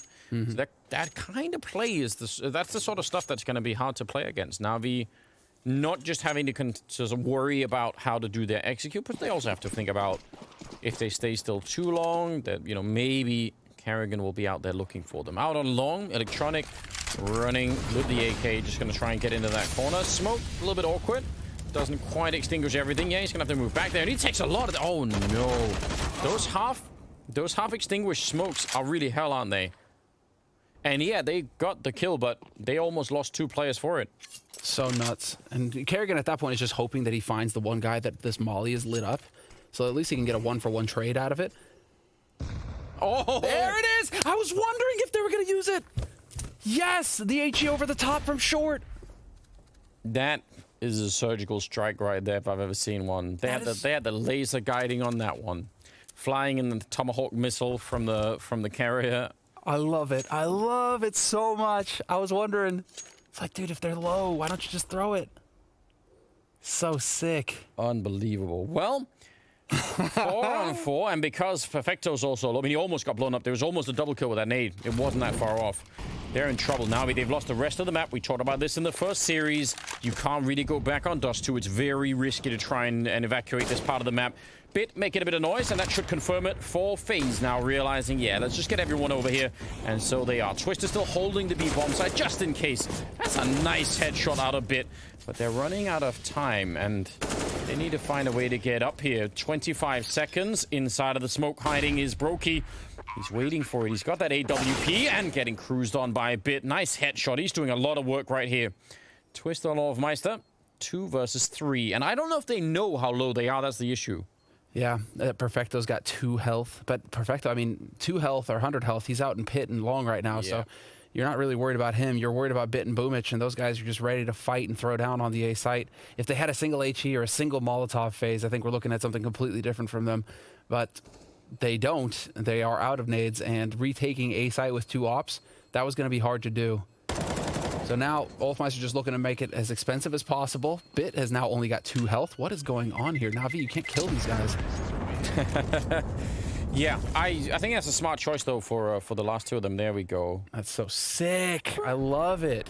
Look, he actually jumped up to try and catch it as well, Perfecto. He didn't even realize. What can you do? You have to laugh. That's what you need to do. Wow. Well, that's a very close round. And if not for Bit single-handedly opened that bomb site. He just did it. And that's not easy. So well done on him. If not for that, I don't think they actually get close to winning that round. Pre-match interview was said, you know, that they think that perhaps Bit is going to be the key to unlock the Navi roster, to take it to the next level. Rounds like that, maybe you start to think, you start to see what is possible here with this player, and it's looking like Olofmeister's finally going to get some action. Not have to go for the retake nightmare. Instead, it's going to be straight up B aggression coming in here from Navi in a few moments. Reina and Olof are on the other side. They got the 2 M4s. A little bit of an A to soften them up. Trying to see if they can smoke it off to buy the time. Flashes are absolutely everywhere. Rain hiding in the corner. Just getting a little bit of a leverage there, but not enough to actually get the double kill. And Simple will take down Olofmeister, keeping his focus on the back of the bomb site. And they already made the call to save. So that's a nice hit. Good job on Navi's side. That is also the life of the B player. 0 to 100. You know, real quick. You just got to be sharp. And when the action happens, it's going to happen fast, and you better be awake. Yeah, bored for a long time, and then suddenly, oh, there we go. Yeah, well, I mean, Bit being the key to unlocking the... I don't know. The more I watch Navi play, the more questions just accumulate in my mind over the last years. There's so many things that I feel like I don't understand about this lineup. Okay. So... I don't know. It's so crazy because I think Electronic and Simple is, you know, rank them top 2 or 3 deadliest duos in the world in Counter-Strike. So I don't know how that isn't already, like, you've already done so much work just having those 2 play well together. Mm-hmm. And I feel like I don't know what's going on. I feel like it's still a long ways away. It's like Bit is the key that opens up the safety box to the 12, you know, like digit code that, like, it's so much stuff that's happening in terms of getting this roster really fully working. And I want to be wrong. I can't tell you how much I want to be wrong on that, but I need the evidence. Bring me that evidence, Navi, right now. Got AKs, got the AWP on Simple as well. And I don't know, winning a couple of rounds here, that maybe put FaZe a little bit on the back foot, make them feel a little bit less confident after winning 5 in a row. Nice to see that Navi are able to do that. A real nice nade on Boomich. Look at it. Yeah, so this is the OG play that I was talking about. Rushing out middle, instant smoke up. They make a deep cut in towards the B bomb site. And nearly could have been a double spray. Twist is still in the back with the AWP, but they're going to try and push him down. The flashbang doesn't do anything. He misses the shot, and he's not going to get a second chance. And that is the power of executing that with no warning. They walk in. Once you hear the smoke landing in CT spawn, it is almost too late. Nice shots. Yeah, Simple's starting to get warmed up. And Simple getting warmed up on the T side is the last thing you want to see, because his CT side is even scarier. Exactly, this kind of play is something that Alexei's been calling a lot over on the OG side. It's really interesting to go watch those demos, because it is something, and Alexei, he's actually the one leading the charge into this. He just goes and looks, you know. And it's obviously risky, but this worked out. This was maybe the one thing that could have gone horribly wrong if somehow Olof had got the double spray here. I think that is the moment where you really should have happened, actually, the Olof double spray, to be fair. Yeah, it looked like it. They save the AWP on Brokey. That's kind of good news. And they can still put together a kind of a buy on this FaZe side. But Navi are really fighting back right now, so absolutely nothing can be taken for granted. They're starting to build a pretty good bank as well on the T side. Simple's hitting shots. There are a lot of things that are slowly going in the wrong direction here for FaZe. We're starting to see Navi wake up a bit. Yeah. Bit is getting some kills. Electronic Simple, all those guys are starting to wake up. Olafmeister's having a bit of a cold start here on this map. Wait, Electronic is shouting me. No, oh, Simple's gonna pick up the bomb. All right, I was gonna say I like these mid pushes coming out really quick, but Twist, he saw it coming, he knows, and he's still gonna go down right over the Olafmeister. What could he do back here on his own? And he's gonna get taken down. And again, save immediately called for. And Twist knew that was actually a really good sort of read from him. Yeah. It just sucks that that flash went behind the box. Yeah. Yeah. And I don't think that he was not ready. He probably thought Electronic would swing instead of just playing whack-a-mole looking over the box. Just charging him. But but it just sucks that that flash goes behind the box because Electronic eats that flash. And then what are you going to do? You got nothing. Or at least Electronic is a dead man at that point. So very fortunate turn of events. Sometimes it's just as simple as that. And that's going to be a little bit frustrating for Twist that he couldn't get a little bit of a lucky break there to help him out in that hold. Yeah, not happening. Nice change of pace for Na'Vi. Yeah, I like to see it as well. I mean, especially because, opponents of Na'Vi can kind of go into these fights expecting Na'Vi to play very passively and to run the clock down. And so it's almost even more dangerous when Na'Vi decide to just change the pace up and go fast because it really is not their style. But yeah, you can see this flash. You see? Like, he has no idea Electronic about this flash. Yeah, doesn't care. And yet it goes off and he's not infected by it at all. Good. That's unfortunate. But, fortunate for Electronic. Obviously depends on who you're rooting for. Got to be rooting for Na'Vi right now. We want that third map, don't we? Oh, that's a nice shot. Taking down Twist in the middle. Yeah, they're really coming alive. Up to 7-5.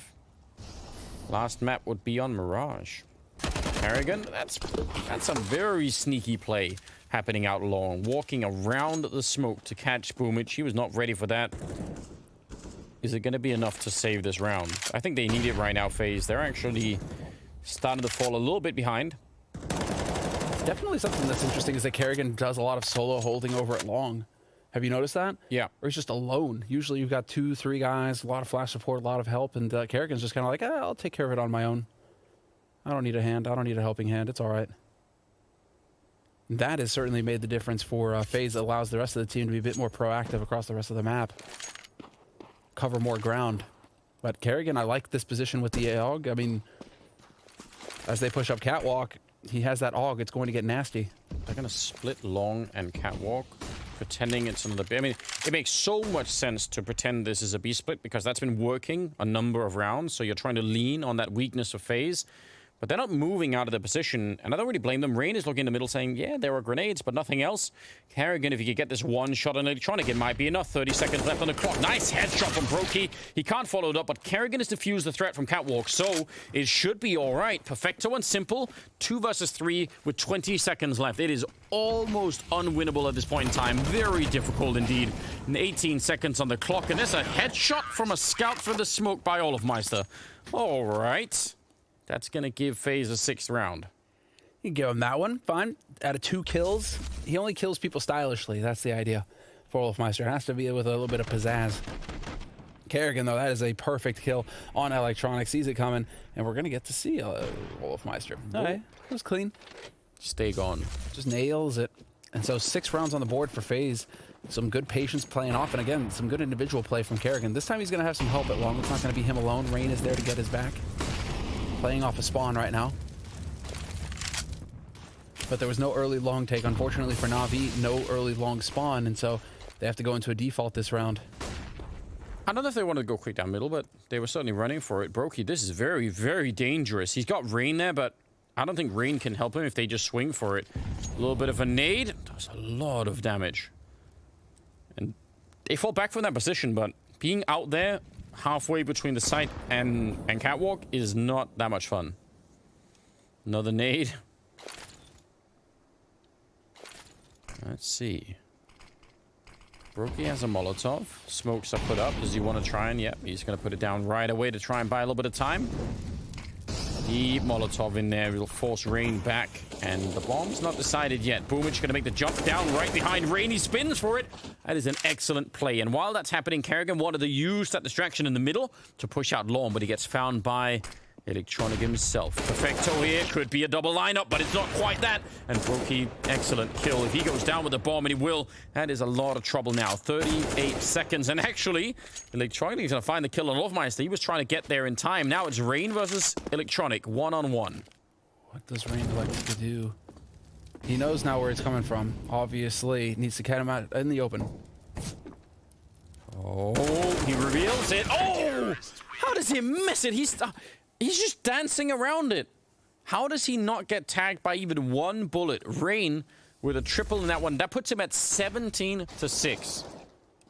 I can't understand how Rain does not get hit by anything in that. I actually thought it seemed to me like a mistake that he was shooting this gun here. Look at him. Yeah, just doesn't even go for the spray battle. Just a couple of bursts. That's so sick. He was so low on health in that one. Poised. 7-7, all tied up. Well, here we go. Flashes out to long already. Kerrigan going to be under pressure again, and he spots him out. It's a hail of bullets there to grease Bit. He is gone. And that is so unfortunate for Na'Vi in the final round of the first half. Electronic down to half health as well already. A brutal turn of events here for Na'Vi in this important round. Without a doubt. Wait a second, though. Look at that. There are no nades left for FaZe. They've used all their nades. Yeah, just toss them in at long. And they get the kill. Minute 15, and you're down to a molly and a flash. At least you have rifles. We'll see what Na'Vi try to do here. I mean, they've been going for that B-bomb site. Some amount of success. Simple just going to walk into middle, scoped up, setting it up. It's very dangerous, but this is the power of having someone like Simple. Let's see what he could do if he catches all of the... There's no one in the B-bomb site. He's thinking about it. They're going to go for it, and they trade him. That is still worth it. Now Oliver's going to get some backup out here. 40 seconds on the clock. Oliver, he's up in the window. He's got a really nice angle. A little bit of damage, and they're just stuck. They're stuck right in the crossfire. And Perfecto is on his own, 1 versus 4, and there's nothing that he could really do. They are all outside of that bomb site. He's going to fake it once, and they just come charging him down. Nice little kill for Hofmeister, and Twist with the triple at the end. So it will be all, well, clean down the middle, 8-7 in the first half. Second half is going to be coming up right after the break.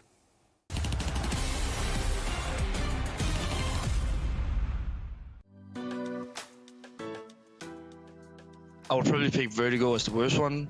Oh my god. When we played Vertigo, I was playing A on both T and CT.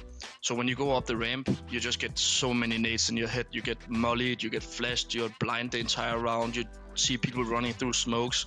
I don't feel like it's a really good map, honestly. It just feels like you're dying before you see anyone getting shot through smokes and stuff. It's not really something I enjoy. Like I'm not playing a video game because I want to shoot at tracers through a smoke all the time, which it feels like you're doing that on that map. I think Vertigo is a map that in many ways is really poor in terms of competitive play. The reason why is that you have 2 levels like on top of each other, and you can hear pretty much all rotations and everything, and it's all about cutting off that one rotation and you win the round. And at least in the beginning of the game, it was like people going A and A and A and A and A and A and A and A and A and A and A and A and A. And as a B player, it was really horrible when people keep going A and A and A and A. That sucked. Because then it was either you get demolished or you had to retake. So that sucked. So Vertigo is my least favorite.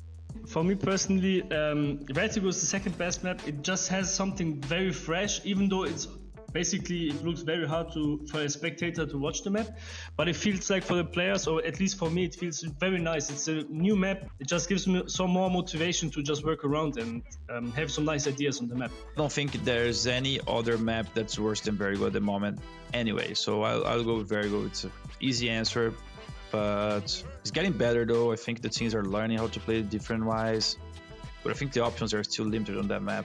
Let's see if it develops more on the pro scene.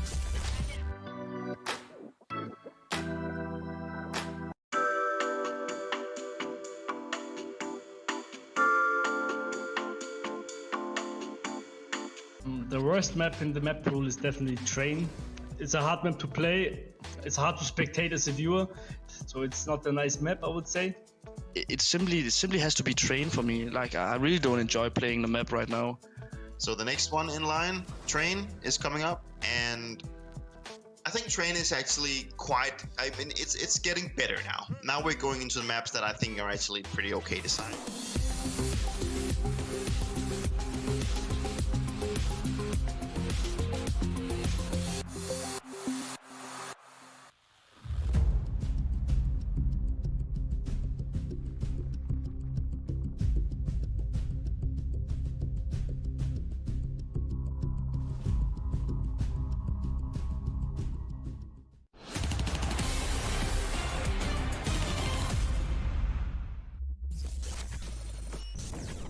Mid. He's flying back.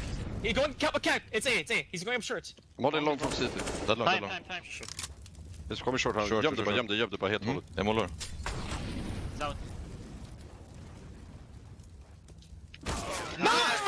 Good job, Harry. I love this, didn't I? Man. You can just see when you're feeling it, it's pure joy from my eyes. Pure joy. I'm gonna peek one.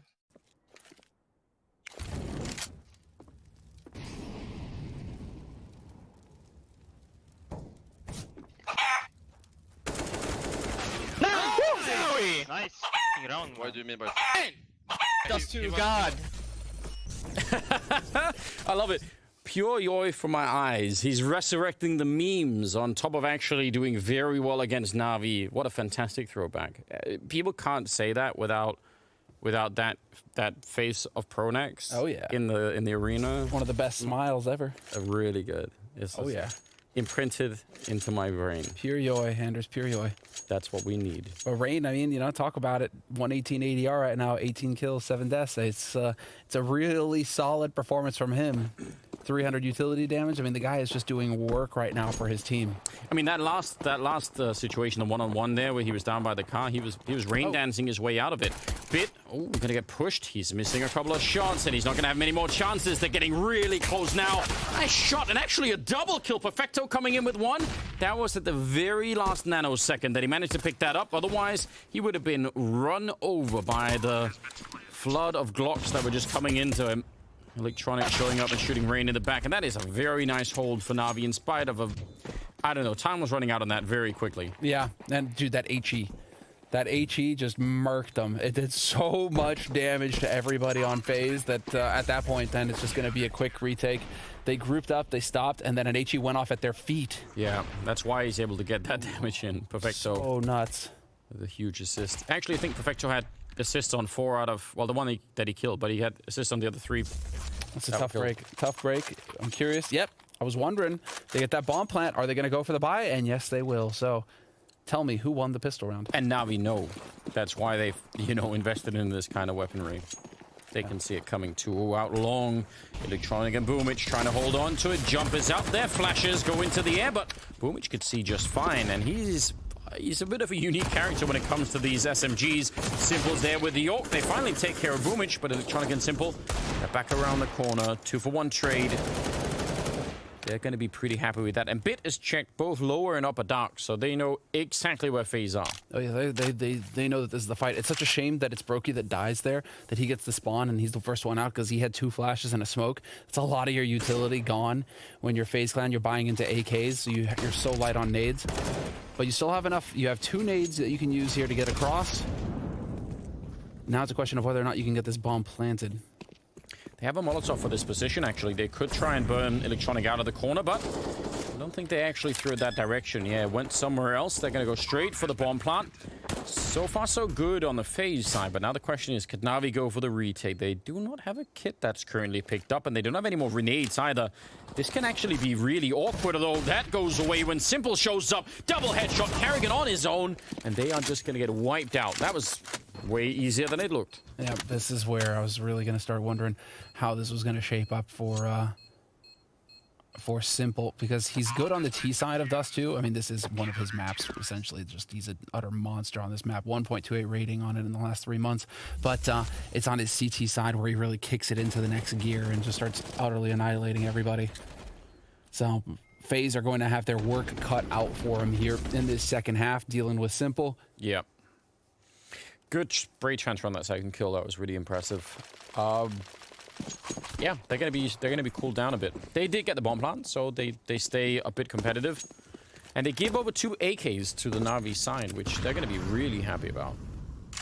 Simple up there, jumping, not trying to mask anything. Oh no, bit. You could tell he was awkward. He's like, oh wait, nope, Deagle, abort. Too late. Kerrigan once again showing up. Now, as far as FaZe are concerned, they're spread out around this map, and they can just sit and wait and hold some angles here. Na'Vi are going to be feeling the pressure as time marches on. Boomich is aggressive towards Longhouse, so curious to see if he's going to be the one to decide to push. He's got Simple here to back him up as well. Tempting with the MP9 to try and go for it. It's also risky if you get caught. Suddenly you're in a 5-on-3. Maybe don't want to be giving that away. All right, now you're just trying to trust in your superior firepower when the time comes. Yeah. Smoke already deployed over at the B side. Cause a bit of a distraction. You could see Rain. He's hoping to draw somebody in. Is he going to be walking through? He's not that far away. Simple trying to fall back with the AK. Oh, it's very nice. Quick double. Look at how perfect that is. And he's going to continue clicking them away. 2 bullets at a time. They had no chance getting past that. And finally going to get a bit of revenge. But that looks so smooth. What a nice sequence. He's so sick. All headshots. Double burst. Look at this. He's like, yeah. Click, click. One. Waiting again. He does such an excellent job of closing it off so that it's a 1v1 every time he faces. Oh, it's so beautiful. You know, he's never facing all 3 at the same time. He's never facing all 4 at the same time. He's just 1v1, 1v1, series of duels. Yeah. And with the AK, he's got the advantage. That it's exactly how it's done. That actually looked like the timing was about to hit there, but all good. Smoke towards long from the T side, but they don't go behind it. I think they just want to try and see if they can make Perfecto use a lot of nades to counter it. Flash into the middle. That's very interesting. Not catching anyone, but Electronic, he can't get back. He actually did get the kill. All of Meister, though, is going to catch him. So it's a 4-on-4. Boomich down in the middle. I feel like they know it now, FaZe, because they must have heard the flashbang and the aggression coming out there. So got to be a little bit careful. Yep, definitely sees it. Waiting patiently. They would love for them to try and re-aggress this. But with the smoke down now, that's going to throw things a little out of whack. At least it's still very early days, and this time around, FaZe have got a lot of utility to work with. So a minute on the clock and almost full sets of nades. There are options here for FaZe Clan. Bit is so alone over on that side, but they don't really know that on the FaZe side. They're leaning towards this side of the map. If there's no fake or anything here, I wonder how awkward that could be. Olaf Meister, I don't know if he can... Yeah, Bit is even towards the middle now, so it looks like they can have a very good defense. I don't think FaZe are going to be able to break through. 30 seconds. They have to get a knockout entry and then just follow up. There can't really be any breaks on this train once it gets going. Down to 20 seconds. They're setting up the grenades for the cross. They're trying to see if they get it done, but Boomich, he's ready. Counter-flashing his way into the fight at long, and that already shuts it down. Brokey with a kill on Boomich, but yeah, they've got nothing left to really do here. There's just so little time that it has to be flawless from the start. Knifing him. Oh, no! No scoped at the end, but still, Na'Vi win the round. He's trying to stab him in the feet. It's all a game, man. Stab him in the shins. Yeah, it's all a game. It's simple. He doesn't even care. It's like, whatever, I went for it. You guys won the round. You saved the AWP. It's fine. Even though money-wise, they're not exactly filthy rich just yet, Na'Vi. No, that's true. So a little bit, I mean, if you want to be nitpicky about it, you would say that they can't really afford to be throwing guns away. But still, 11-8 for Na'Vi. And there we go. B-Rush again coming in here from FaceTime. They've figured it out. Oh, and this is a great round for it. Perfecto's on his own, just on the radio, screaming for backup, but it's not going to be there in time. Grenade could do a little bit of damage here. Going to at least blast all of Meister down to 40 health. Bomb, though, swiftly being planted. Brokey looking for lower. Ooh, this is an interesting. I thought maybe he could look all the way over, but yeah, so far they know that no one is showing up there. And that means they can focus on the main two entrances into the bomb site. Let's just see. Thinking about it. Na'Vi, more nades, not killing anyone just yet. Counter flash coming out, and they're going to back out. They don't want to risk it, Na'Vi. In spite of the heavy weapon advantage, that is an amazing round to get this call in here. If you're on the FaZe side, you're loving that. Oh. Simple. Unreal. trying to see if he can connect with it, but not able to get the kill.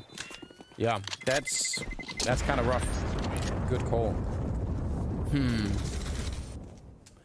But I mean, this is them just trying to go for it, just pulling the trigger with so much of a presence towards A, round after round, long presence from FaZe Clan. I'm thinking that's really just conditioning.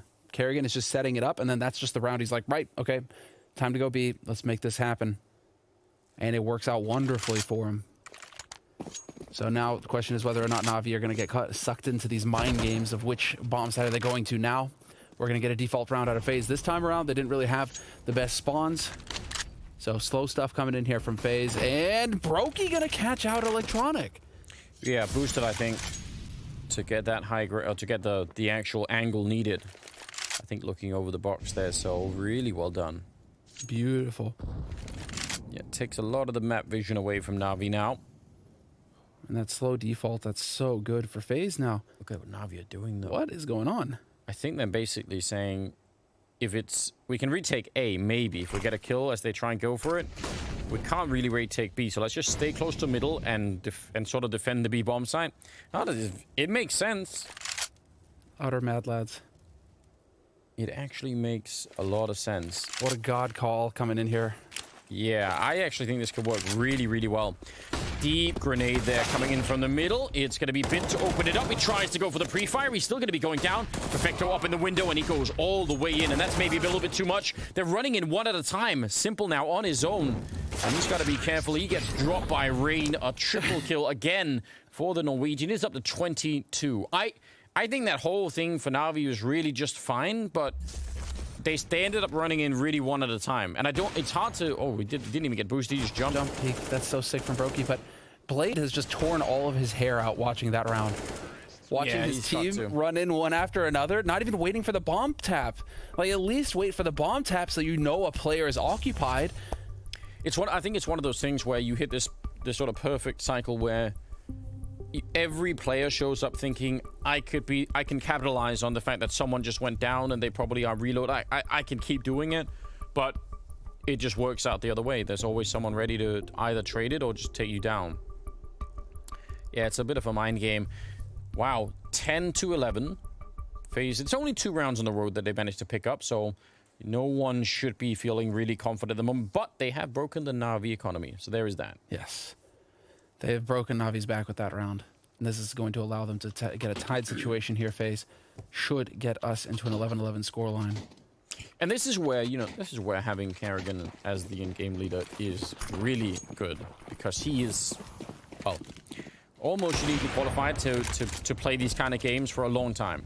Where, you like put a little bit of pressure here, fake it out a little bit, move around, get the right information. That's where Kerrigan does a lot of good work. So let's see. Trying to get a grip on exactly what they're dealing with here, FaZe. Should know that it can't be a good buy for Na'Vi, but don't want to just run into the blender after you've done all this work to get the advantage. So a little bit of a slower round coming in here from FaZe Clan, taking their time. Back-to-back defaults, but so far it's worked. 2 rounds in a row on this T side now for FaZe Clan. And that should tell Kerrigan that somebody's close. The angle of that HE? Yeah, he might be able to try and figure that out. I don't know. I mean, they're bringing the palm over. I think they're just hanging out right now. And looks like they're going to make the right call. Perfecto is the only one there. And he's not the one with the C set either. He's the one with the deagle. Doesn't mean it's, completely nothing. Good shot, actually. Electronic. And now rushing up the middle. Twist is going to get caught. Just like that, the tables have turned. That would have been such an important kill if they could have got it. They picked up an AK and an AUG. They're going to be smoking that. Bomb now being carried into the site. 20 seconds left. Na'Vi, oh no, they lose someone right for the smoke. Trying to see if they could get in here, but again, it's kind of falling apart for Na'Vi in spite of the fact that they had that 5 versus 3 lead. They can't really convert it into anything. Now, sure, they pick up their guns, so that's still pretty cool. Still pretty good for Na'Vi overall, but man, that looked like it was doable. Yeah, this was an eco, it's worth mentioning, and that's Electronic. Well, yeah. Trying to spam through that smoke, those tracers are going to give you away. I think, to be fair though, I think this is a bit of a lucky break for FaZe. because they don't clear out catwalk. It's instantly punished by Na'Vi. Boomich is right behind them as they push through, and that entire wing of the push onto B site gets crushed. Yeah, I mean, it's a good reminder for why people do clear out catwalk when they go for the B split, right? Exactly. And so it really was kind of just hold for a bit, but then without really getting any of that cat control, any of that map control, just deciding, okay, we're gonna go for a B split, right? So fortunate for FaZe that it worked out. Sometimes that's just the way it's got to go. We're getting a quick pause call. We're getting a tech call, and yes, there we go. Timeout getting called. Tech timeout getting called here. 11-11, all tied up at the moment, and I mean, I can't believe it. Rain is at 24 and 11, and Brokey is 16 right there. Very, very strong performance coming out. Still haven't really seen Twist go fully crazy either, but that's something that can happen. I mean, I'm not even worried about it. I just think if you're on the FaZe side, you might be thinking, yeah, but if Twist shows up for 1 or 2 or 3 rounds, that might be the end of it. Simple's top of the board, Electronic right there. That is the duo that you want. Simple and Electronic. That's what you need. I feel like, yeah, Twist had a hot start when he joined the roster. I mean, he's had some pretty. He's not underperformed in every series. He's shown up and gotten kills. So since he's joined this roster, right, it is definitely not something you can say you can hold against him as if he's not actually having an impact. There's almost nothing but green in the scorecard for him. Nothing but positive ratings. Just a handful of games where it went south. So yeah, no, can't take anything from Russell. Olofmeister taking advantage of the break. The magnificent Van Dalken. The Van Dalken with the magician with that hair, does things. Olaf with the soda streamer, a man of taste. As long as you flavor it, it's not just water. Okay, I see. So that's your way out. I'm just saying, carbonized water is it's not okay. Ungodly. We're better than that. Well, I hope. Looks like people are sitting back down again. Hopefully we can get back into it. Boomich is a little bit lower towards the scoreboard, and I don't know if that's really significant at this point in time. 3 in a row for FaZe. That last one could have really blown them up, but it feels to me like right now Navi's main point of information gathering is happening with Electronic on the catwalk, and he's actually getting shut down pretty hard doing that. And I'm starting to wonder if there is another way out of that for them. If they want the info on that CT side, how do they get it if that isn't working? And when are we going to get to see pushes into upper dark, let's say? Simple with the AWP, he's absolutely capable of doing that. That would be fun. Send him on a mission to find someone. Take some of that comfort away from them. Well, this time we've gone for the aggressive setup here, with Boomich holding close to the doors. Simple there. So they want that 1-2 combination punch over here for Na'Vi. Either Simple or Boomich takes first contact, and the other one is there to capitalize. Rain has to be careful, though. But this smoke should make life a little bit easier for him, and yeah. Now it's going to be Simple. Does he flash Boomich in here? That would be a mad lad play. There's no way. I think they're just going to repeat it. They want to try and see if they can pressure this bomb site again. They've already made them, hurt a little bit over on that side. So why not just keep it up? A minute. Thinking about it. When is the trigger going to be pulled? Here it comes. Deep flash going in there. And Bid, he has to stand up. He has to get at least the kill, but he can't. Rain will take him down. Boomich quick on the flank, but he's making a lot of noise. Oh, he gets the kill anyway. Brokey not quite ready. Twist is in the middle. Can he catch them? They're rotating through. He sees one. I think Simple actually realized, but he couldn't get the scope in time. Twist is going to be traded. So now it's another 3-on-3. And they're all retaking. Well, not quite. Perfecto's going to be running back, but this is dangerous. There's just a flashbang on Rain. Yep, he's going to be flashed in. Carrigan, though, it's a little bit early. Out on the scaffolding. Realizing Perfecto was there. Electronic goes down, and Perfecto can't help the retake. They're going to have to fall back. It will be FaZe, a 4th round in a row here. And now taking the lead on Dust 2. Can they find him? Can they find Perfecto? I think so. He's holding the AWP as well. If you are FaZe, you are getting after this one. You are not going to try and let him run away for this for free. Olofmeister going to survive the round. Perfecto. Both kills. Wow. So important that he keeps that gun alive for his team. Oh, that gun could be the ticket back in the game here for Na'Vi, no doubt. Man, and you're just thinking that Twist is going to miss out on being able to have any impact because there was nobody long this time for Na'Vi. He backed off of mid, fully expecting there to be a quick push through long house. And in the meantime, Na'Vi are all funneling through mid doors into lower dark the entire time.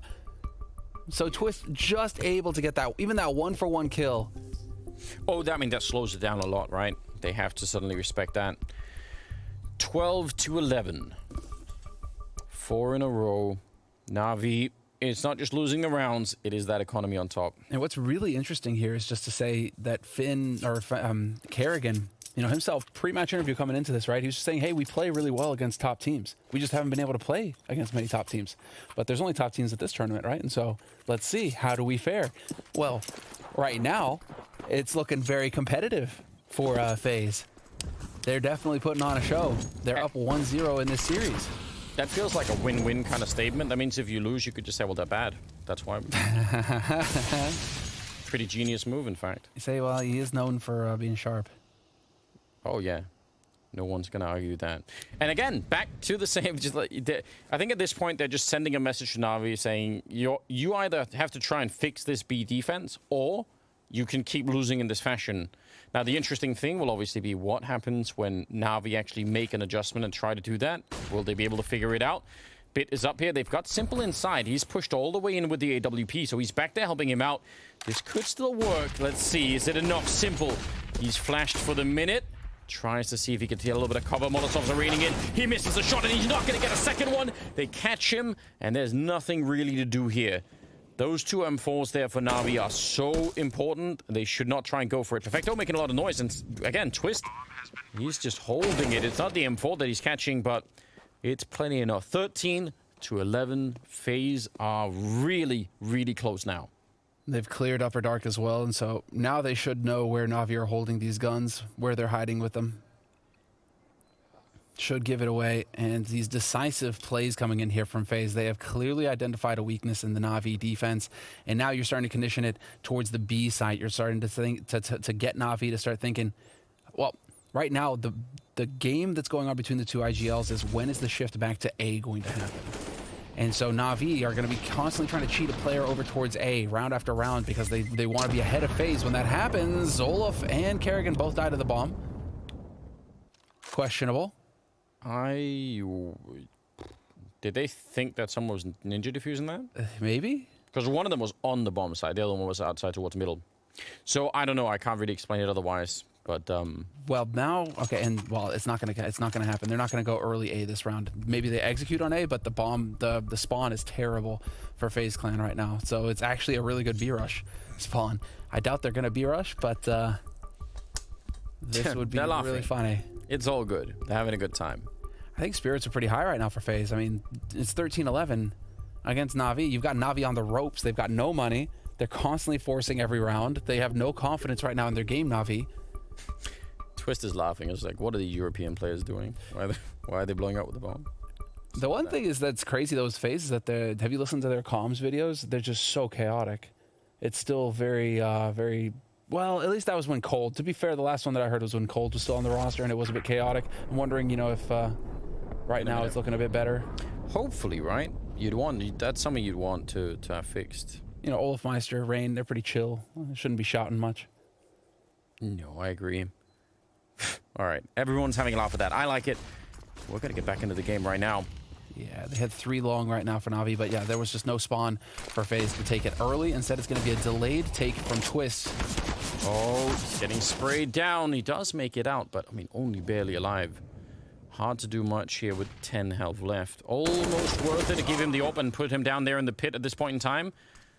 But they're going to lose Kerrigan down in middle. Trying to put some pressure on. Slightly faking that. I don't know if anyone's buying it. Putting some resources into that. Simple is definitely hearing Rain down in the middle here. He is. He's so close. And Perfecto put up a fresh smoke on Upper Dark, which actually kind of hurts because now you can't peek for info on Na'Vi's side. You just have to sit here and wait. And in the meantime, 3 at long, 4 FaZe Clan ready to push up to the site. for Rain. He knows he's got the right idea. He forced him, well, either back or forwards, but he was going to make sure to check which one going up on the box. There's the double smoke for the cross. Grenades onto the site itself. 40 seconds. Twist still has the bomb, and that makes me a little bit nervous. I don't want him to try and plant the bomb with 10 health. Now, there are no grenades left, so I guess he's not going to get blown up, but still, that seems risky. Flash through before there is even a bomb plant. Brokey able to salvage that. A very important kill. Twist is dead, though, but it's probably still worth it. 3 on 3, and there's a bit of a smoke trying to create some space. They're very, very patient here, FaZe. Not going for the bomb plant. They are getting picked off a little bit. Nice flashbang, 14 seconds on the clock. FaZe, have they run it down too low? Where are they going to get that plant from? It's really not happening. Rain is going to be dropped, and now Olaf out in the open, and he will get overwhelmed.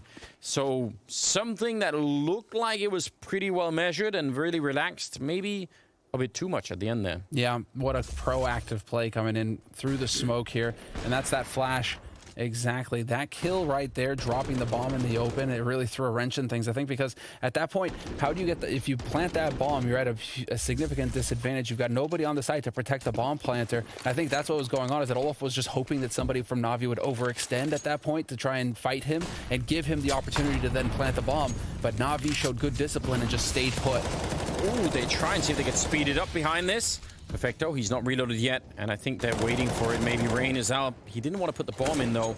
Kerrigan gets dropped, and now it's really turning back in favor of Na'Vi. They're out the middle, but they have a very good shot at defending this. They absolutely should be able to.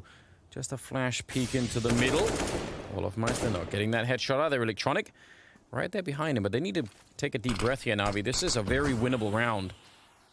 Just got to make sure you don't give them any easy kills. Oh, if it ties back up again. FaZe don't have money. They need to win this round. That's a nice shot, but still, a man down. That drew somebody out onto B slope, though. There was a window to hit this B site. Now, how do you get it done? It has to be clean. It has to be instant. Bit has to die immediately here. Oh, nice pre-fire from Perfecto. I think they thought that was just going to end, but they walked right into the shot. Bit does go down. Bit of a jump past it. It's not really done yet. 40 seconds. Can they make the cross without dying? They do get tagged.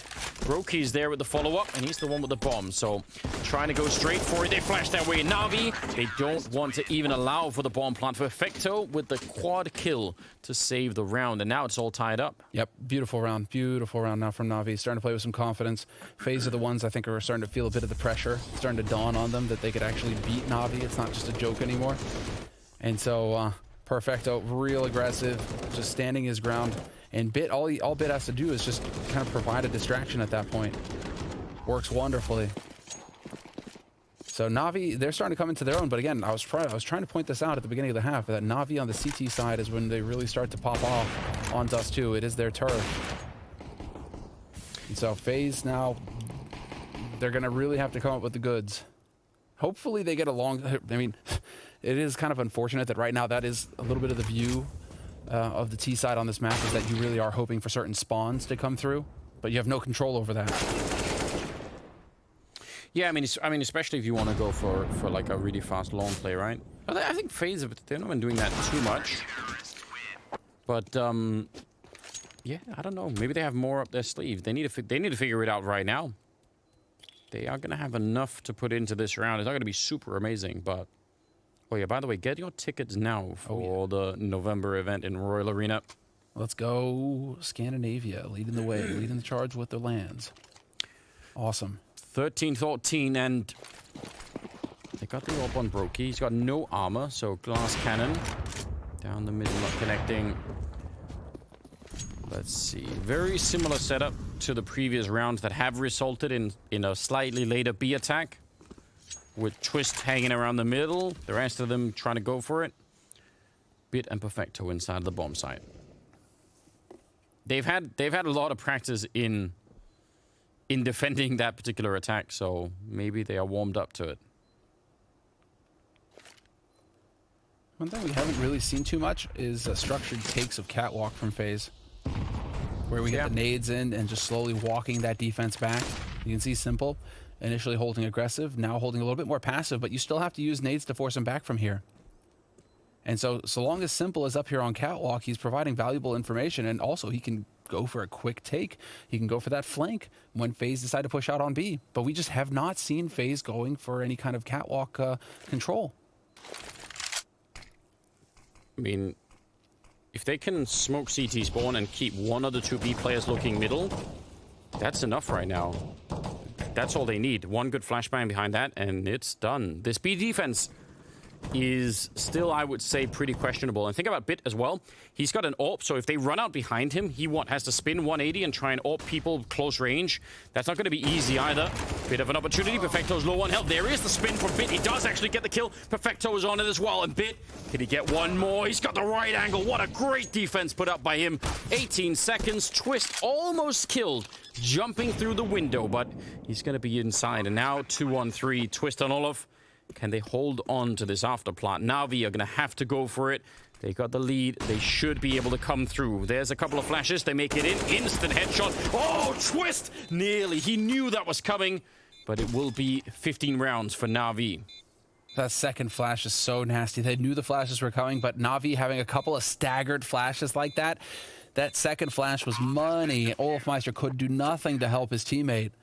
Twist did the best that he could, but I mean, there's only so much. If Olaf doesn't eat that flash, maybe you've got it going. But again, it's the finer details of timing. This stuff from Bit is really well done. That's nuts that he gets that kill on Kerrigan as well. Think about what he wants. He wants to get a kill on someone in middle. And instead, his options are spin 180 to take someone down and then hit like a really narrow gap shot. Yeah. Like, not the kind of fight he was really looking for, but he did it anyway. Well done. Oh, map point for Na'Vi. We could be seeing that third map after all. If it goes the distance, rather. Let's go. I mean, let's go. But that's where it's going to get very difficult for FaZe Clan, and we're going to have to see just what these guys are capable of. So then Na'Vi are warmed up, and they'll have a bit more confidence knowing that they actually got the job done on their map pick. Hopefully warmed up and not burned out. Well, it could go either way, can't it? If they win now after this comeback, I think they're going to be feeling utterly fantastic. It's going to be very difficult to control Na'Vi. Look at this aggression. First time that we've seen it all half. Simple wants to win the map right here. He's going to get the one. He almost could have had time. Electronic, though, like we said, he's not had the best of luck in this position. He stands right up into the Galil, and he's gone. Olafmeister, double kill for him. 4 versus 3. And Navi's economy is actually really questionable. I mean, they're not going to be dead broke. Simple could drop, and there are some things that are working for them, but still. They're going to be so hard pressed, and they don't have any loss bonus either. So whatever money you see is pretty much what they have to work with here. Oh, man. This is where you could start to get even more. Yep, and Boomich going to get caught by Twist. They were ready for it. They were holding the angles. Everybody wants to make that round-winning play, although, Twist, yeah. though. Is he going to check? He's surely not, right? Once you get that kill, you're not expecting for someone to be in the corner. Why would anyone be? And Twist, oh, he still spins. He is so lightning fast. He does go down to Perfecto, but yeah, that they know. At best, Bit is alone in that bomb site. Oh no, that's awkward. Come on, guys, careful.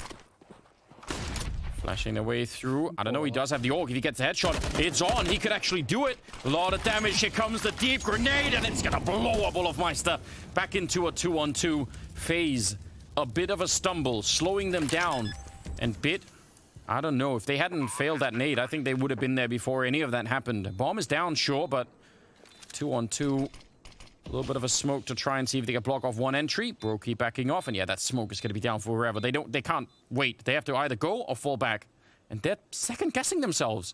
Make a choice right now. I mean, if Bit finds a kill right now, this is going to be it, but... Wait, are they waiting? They're waiting for footsteps, I think. I don't even understand. They are trying to go for it, but so late. Can they keep them on the site long enough for them to go up with the bomb? No. Is that what they were hoping for? I don't even understand. That's right, Brokey's got that op bit. Sorry, bud. Maybe I'm fooling myself. I feel like I saw Perfecto with a flashbang. I could understand it. It looked like there was a lot of back and forth communication there in that 2-on-2, and that's where you want like a very clean, decisive decision made immediately. This grenade could have ended if that went into the hallway. They both die. Yes. And then it's a 2-on-1. Oh wow. If 14-15. Well, now it's on. It is definitely on. Oh, no! Wait, Rain and Olafmeister, no? Rain and Olafmeister were close enough to play off of that as well and to push onto the B site to try and capitalize on that kill, but they decide to slow it down and play conservatively instead. Fair enough, you can. That shows FaZe not willing to risk it. They're just like, no, okay, we have the man advantage. Now let's play default out of this. Everyone that doesn't like Dust 2, that's the clip they remember. 30th round, shot down the middle, taking out Bit. That is so hard to deal with. The real, I mean, there's also just that last round. Simple's just going to be thinking back to it. If he could have gotten more out of that situation to Lower Dark, but that would have been so difficult. I think Simple's just thinking, whatever, I'll just do it in this round anyway. Yeah, sure. Like Simple, just kill them all anyway right now. It's not at all an unlikely scenario, but... We do actually have a presence outside of Long for the first time in forever for FaZe Clan. Kerrigan and Twist. Yeah, but they're faking it. They're going to go back to Upper Dark. I'm pretty sure this is the ultimate, play. They're like, yeah, we're finally coming long, guys. Exactly. And then they're going to try and go for it. It's the debate. Yep, that's what they want. 40 seconds. Simple is in Goose, though, so this is the thing. Unless they fully commit to this, or at least show something, Simple's going to be able to call it out and tell his teammates, like, there's nothing here. Oh, there's blind? Goes down. Electronic nearly catching him. That would have been the real play. But now they know. They're rotating. They've read it. Na'Vi, they just need one good kill here, and they might be able to get that third map in. Perfecto, incredible job with the flash behind. They're going to shut it all down. And that is absolutely it. Well played. They read that so incredibly well, and it's going to be Twist alone. There's nothing they really do here, so... 16-14 in favor of Na'Vi. I mean, they took everything that they had, and Perfecto actually top of the scoreboard for Na'Vi as well, overtaking even Simple. That in itself is very cool. But there we go, dying to his own fire. I guess that's a good way to go if it has to be. We're going to go to Mirage as the third map, which is very, very exciting. Frustrating loss for FaZe. This is good. They're going to feel gutted after this one. I think it was well within their grasp to get it done. Yeah. They started chaining rounds together in that second half. And Simple's position in that last round in particular comes to mind just because he's the one to see that, no, they're not A. They're not. It's not going to be here. Yeah, and then I think Electronic watching him run back up to Upper Dark, like, if you had any doubt, you're like, now we definitely know. We definitely know. We are definitely ready. And that B defense, well, they were proper warmed up. They had the entire half. Yeah, they started to make it work. That's a painful, painful loss, I think, for FaZe. I feel like they definitely thought they could have pulled a fast one on Na'Vi, gotten it done in 2. Now you're going to a third one. This is starting to get into Navi's wheelhouse. Yeah, but they could. I mean, that could have been a one map easily for FaZe. It's crazy to imagine. Well, we're going to see how it goes on Mirage. It's the third map coming up after the break.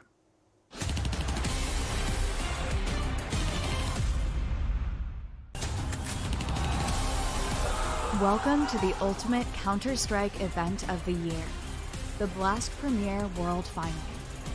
8 of the world's greatest teams from across the spectrum of Tier 1 Counter-Strike come together in a titanic clash to crown the undisputed champion of 2021.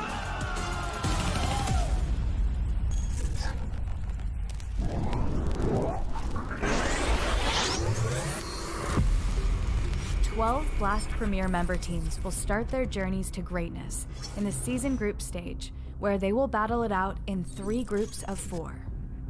The top 6 performing teams will automatically qualify for the season final. The remaining 6 teams will be cast into the showdown, where they must fight for survival in a brutal single elimination format. Whilst there, they will each be joined by top global teams by way of exclusive invitation. Further additional teams will join the fight thanks to Blast Premier Qualifiers, a new set of regional tournaments making it truly open for all. Victors of the showdown will secure their place in the season final to join their 6 adversaries. Here, the 8 finalists will go head-to-head in a double elimination knockout. Whichever team triumphs over their rivals in the season finals will automatically qualify for the Blast Premier World Final, getting ever closer to claiming their chance of being crowned the undisputed Team of the Year.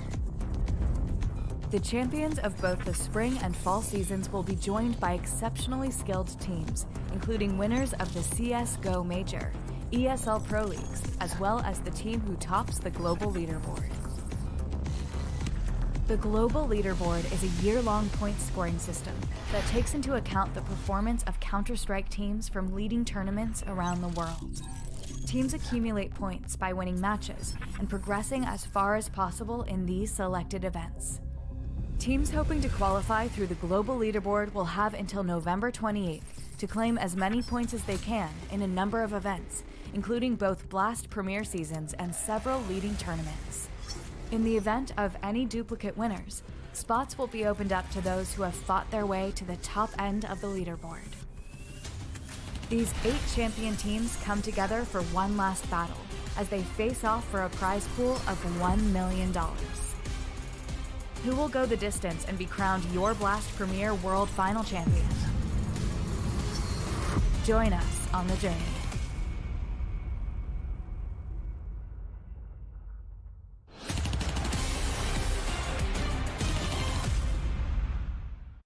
It almost could not have been any closer with a 16-14 scoreline, but luckily for Na'Vi, they get through by the skin of their teeth and push us to that decider of Mirage. And it was getting incredibly close those final few moments, gentlemen, particularly coming onto that second half. We saw FaZe 30-11 up at one point.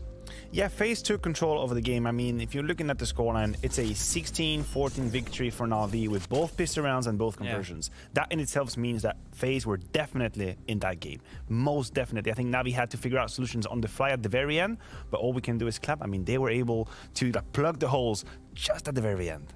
They were able to win without playing well, let's put it that way. I think Na'Vi had, you know, hoped that they would come in with a stronger performance on Dust 2, but ever so much, you know, you win both pistol rounds as Maniac said here, you go up 7-0 in theory in that sense, and you still struggle big time against FaZe Clan. And it came in streaks of rounds for FaZe Clan where they got control over the CT side, they got control over the T side as well at some point.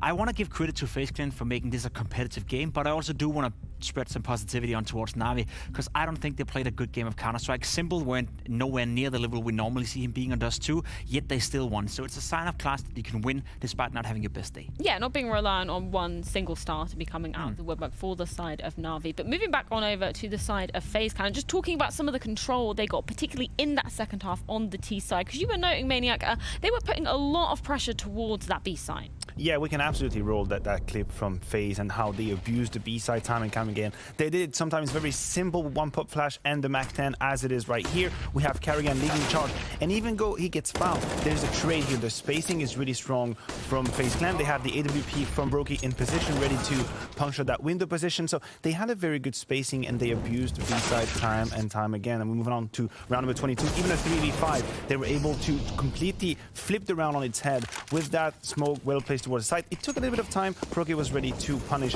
but what these rounds are showing us is the pressure that was coming from FaZe again and again and again on the B side. And this is also why, in a way, in a very twisted way, I want to give props to Perfecto at the very end for being able to find that solution, because as we could see here, again, number 33, I'm not exactly sure. I think these are 4 or 5 gun rounds in a row that FaZe actually played on the B side. And again, with a very, very simplistic approach, the delayed smoke on the door, a good pop flash, and then from here, it's just the experience talking.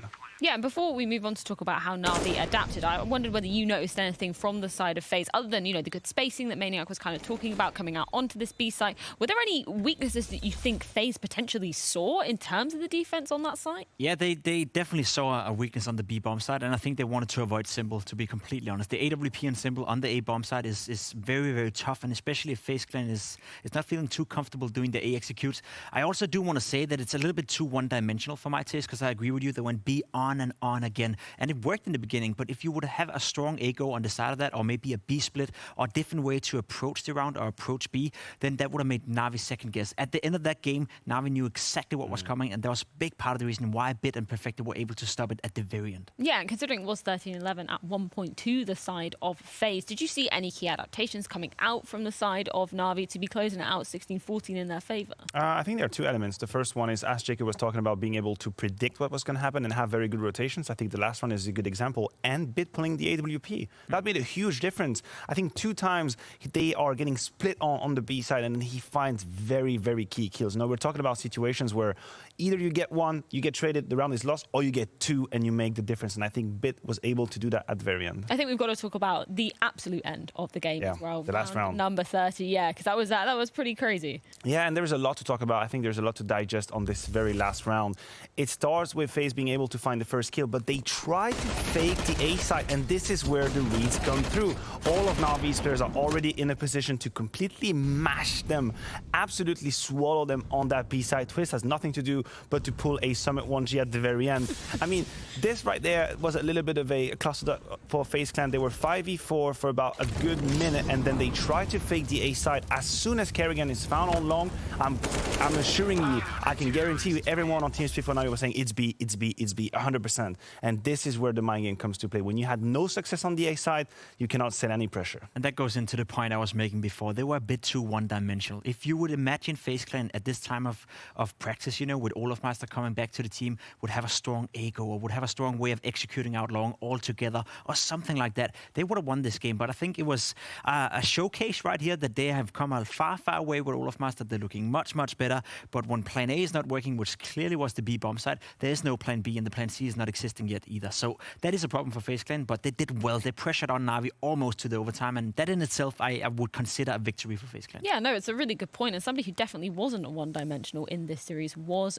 Rain. He has been going lights out, topping the scoreboard in terms of frags as well. And it's a pleasure to see, because we were talking about in our pre-game segment the drop-off of this man on your screen. So it's good to see some flares of life from Rain coming back into this one. It truly is, and it could be a difference maker for FaZe in the grand scheme of things. The fact that Rain could go back to a decent level. I mean, I agree with Jacob's point that throughout this whole tumultuous period, he was able to maintain a stable and decent level of Counter-Strike, but then he's been struggling still. And I think it's a player that can have a lot of impact. It's also a player that doesn't eat a lot of space as a teammate and as a player. So whenever he is performing, it's just bonus, right? He had a lot of very impactful kills on that Dust 2. And now we're moving on to Mirage, and I'm foreshadowing here a little bit, but he is going to be key over on the A side. Everyone knows where Rain plays, how he likes to play that A side, sometimes close to the ram, sometimes under in the shadow position. He is going to be tested quite a lot. And we heard Kerrigan talking about, just before heading into the game, too, some role switch-ups that we've seen from FaZe 2. Do you feel like this has potentially allowed Rain to become a little bit more comfortable and succeed a bit more in terms of the numbers he's putting up on the board? For sure, because I agree with Matthew. He didn't used to take a lot of space, but now he will have to take some space. Kerrigan will walk in front of him. Kerrigan will be the first point of contact, and then it's Rain's job to follow up with the trade kill every single time. And you're going to see the Mirage a lot, I'm sure. Of course, FaZe Clan, they will approach this game with a B execute, they have an A execute, but the default rounds will be Kerrigan out searching middle with Rain. Kerrigan and Rain will probably walk up, connect a couple of times. Kerrigan will die, and Rain will find the refrag. That is the stimulant. That is how it's supposed to work. That is the playbook, so to speak, for FaZe Clan. And I do think Rain, and you can almost see it on the body language, I would say as well, on this server, he seems more confident. He's taking the duels. Even the one against Electronic, where Electronic failed a couple of bullets, Rain felt confident to stand in the middle of everything and just go for the duel against one of the best rifles in the entire world. Rain, a couple of months ago, probably wouldn't have done that. I'm going to pose a question when it comes to FaZe's CT side that I don't really have the answer quite yet. In terms of positions and roles, right? Kerrigan, you would assume, is going to take the B anchor position. It's one of the most shadowy, boring position, but someone has to do it to a good extent. And we're going to have Rain probably on the far A side of the map. And then the questions I have is, do we again see a Rain Olofmeister combination towards A? But we know Olofmeister has played short catwalk position most of his career. That's where he really shined through. So I'm wondering, is that going to be again an Rain Olofmeister duo on the A side? You put Twist on catwalk, or you break them up, oh, sad face, and then you send Twist towards catwalk to make towards connected to make the difference. So I'm not exactly sure how they're going to approach that defense. Yeah, definitely a lot of questions coming into this one. And just briefly, Jacob, are there any questions for you in terms of what Navi are going to be showing in this third map? No, really. I think it's going to be a classic Navi performance. It's not going to be polished. It's not going to be them playing the best Counter-Strike today. I think we've seen that already. But Navi is always competitive. And with Simple hopefully waking up, they have a guy that they need to control somehow. One thing is avoiding him on Dust 2 like they were by going B constantly. You can't really avoid a guy like Simple on a map like Mirage. He can rotate around and find FaZe if he wants to. So I'm going to be looking at Simple. If he has one of those breakout performances, I think FaZe Clan is going to struggle a bit. Well, we're going to see if the Undertaker can come out in full force as we're going to the third and final decider map of this series. It's going to be Mirage, which will be determining if one of these two teams will be continuing their journey in the upper bracket here at the Blast Premier Spring Finals. It's coming up after a short break, and you don't want to miss this deciding affair.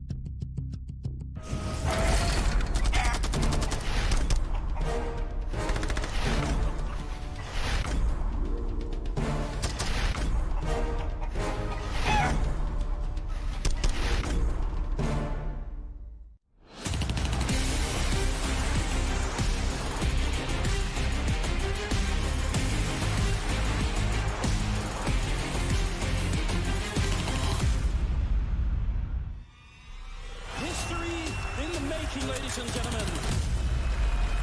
Copenhagen, let me hear you. Are you guys here? Are you ready to watch some Counter-Strike? They're right in front, defusing the bomb. The smoke. Three, taking two, and falling back. What a match between these teams. You are kidding me. It's loud. It's insane. Navi finish like this. I can feel that vibration through the walls, through the floor, through my heart to the core. All right, welcome back, ladies and gentlemen. That's what we're headed towards. That Royal Arena back on land. Finally, we're going to get into the third map, the final one. The odds, as you can tell from our wonderful partner Betway, heavily now favoring the Navi side. They closely win that one, but close, narrow, a very narrow victory. So I don't know what to make of it. I have no idea what's going to happen going into this third one. Navi hopefully going to be really fired up. What do we take away from this? This is the question. Because initially, okay, so there was an overperformance from Kerrigan on the first map, Ancient. And then there was an overperformance from Rain on the second map, Dust 2. Who's going to step up for FaZe this time? Twist. All right, you got Twist on Mirage? Oh, yeah. All right. I mean, the Van Dolken can definitely bring the pain. He is the magician, isn't he? And this is not a map that Navi have been stable on by any stretch of the imagination. I mean, they can always count on Simple. That's pretty much just goes without Yes, saying. but I would just on that front, many people who play the AWP just don't seem to click well with Mirage for any number of reasons. He's still got a 1.28 rating on Mirage, so it's all right. Like, how much of that was the AWP, though, I wonder? And how, I mean, he doesn't have to use the AWP. If it's 1.28 and he's just going to kill him with rifles, that's fine. I don't really mind. Kill him with his fists. Just beating them up. It's fine. I mean, if that's okay. But it's been like a long trend, and partially because of all those grenades in the middle and everything else. But I want to find out. I definitely want to find out. On that second map, they would have never made it out of that if not for Perfecto. Indeed, the hero what plays. Was the meme? Defecto for a long time. People making all kinds of cruel memes about him, but he's playing really well. But, despite the shrieks, he just didn't stop drilling. He just did not stop drilling. No, he's still there. And it is so good to see, because now we've got a 3-map series on our hands between Navi and FaZe. Oh, yeah. Here we go. FaZe CT side, Navi on the T side. They're running straight for that A ramp. They want to see if they could set it up. Smoke and a flashbang. Electronic, he's going to set it up. He's last in the bomb site with the bomb as well. And that smoke should go towards the jungle on connector. We'll see. Already airborne. Deep nade, not going to do too much. A little bit on Perfecto. That doesn't really matter. Quick trade, Brokey for Boomich. And inside of the smoke, hiding just outside of the range of the Glocks. Oh, Rain! He actually picks up the headshot on Bit, and the bomb is going to be really fast down. But there is a kit as well on Kerrigan. So let's see how this retake is going to be playing out for FaZe. They set themselves up for success. Perfecto and Rain going toe-to-toe and managing to find the kill is Rain. He knows there's a man in back corner as well. All the info. Yeah, they figured it out. Kerrigan, that's a nice shot. Electronic on his own, just a Glock. Back by Tetris. They're all coming for him. And it's going to be the round for FaZe. They're quick to turn around, get that defuse. And that's a good start. After losing that close on Dust 2, yes, it's nice to win the pistol. They need a strong start, but somebody has been playing the blast map. You know, just hearing those footsteps on the other side of the smoke, getting those shots. Rain, he's a terror. Definitely got those audio cues on point. Secretly programming people to get better at that. Oh, yeah, dude. Just getting those points up there. It's a competition between the players, man. They take it seriously. Still 1-0. Bomb planted and Navi not forcing. This is a new Navi. Navi not forcing into the second round. They are going to take their time with it. Deagles instead. Interesting. Deagles across the board, to be fair. So, no, it's not like everybody's saving their money. But they are going to be a bit of a threat, and we have seen teams fall to this recently in this tournament. They start slacking off, they start taking fights they shouldn't, and all of a sudden you got Deagles just taking your head off from halfway across the map. Yeah, it's happened before, hasn't it? I'm sure FaZe are well aware, trying to see if they can stay outside of the range of it. Sometimes it's just even outside of your control, it feels like. You just don't have a say in it. Electronic does go down, and Rain, that's a nice little fight there. So far, so good. In the middle, looking for the boost and actually getting caught in the middle of it. Nice shot from Simple. But this is really good. FaZe already establishing a little bit of control and not getting sniped away. So they're probably really happy about this. Bomb back in T-spawn. Not that I think that really the bomb is the main objective here anyway. Oh, put on notice. Just send a little hello real quick. How do you do? Simple. If you... Yeah, he says hello right back. Yeah, there you go. That Deagle again, man. It's such a risk. And now Perfecto's going to go dance with Olafmeister. Olafmeister not going to take any of those shenanigans. 2 headshots for Simple so far, though. So fine, fair enough. He's getting warmed up. He's going to look for a third one here on Olaf. And it's just not going to happen. Rain is going to catch him at range. If anyone's quick with the Photoshop, I'd love one of those knock knock who's there memes where Simple's on the other side and just shoots right through the Deagle. He doesn't even answer the door. Not even just shoots you in the face. Yeah, I would believe it if somebody described it. Yeah, good times. But at the end, FaZe, they're just happy to make it out of that round without having anything truly upsetting happening. And now, because of the save, they're able to buy into this round with everything. They could go for a standard execute. Looks like they're going to try and see if they get that connector. Oh, Perfecto in the middle, and that is working out so well. Rain trying to recover it, but they've lost the bomb site. Someone has to pick up the bomb, though. Please send someone out. Boom, it's just going to fall back and do it. All right. 3 versus 4, and this is very tricky for FaZe right now. All right. That's the must-win fight. Simple has to get that kill. Now we're into a 3-on-3 retake. Still plenty of nades for FaZe to work with. And you've got the quick flank coming in from Rain. He's going to be right in behind them, and the bomb isn't even planted. Oh, smoke is a little bit weird.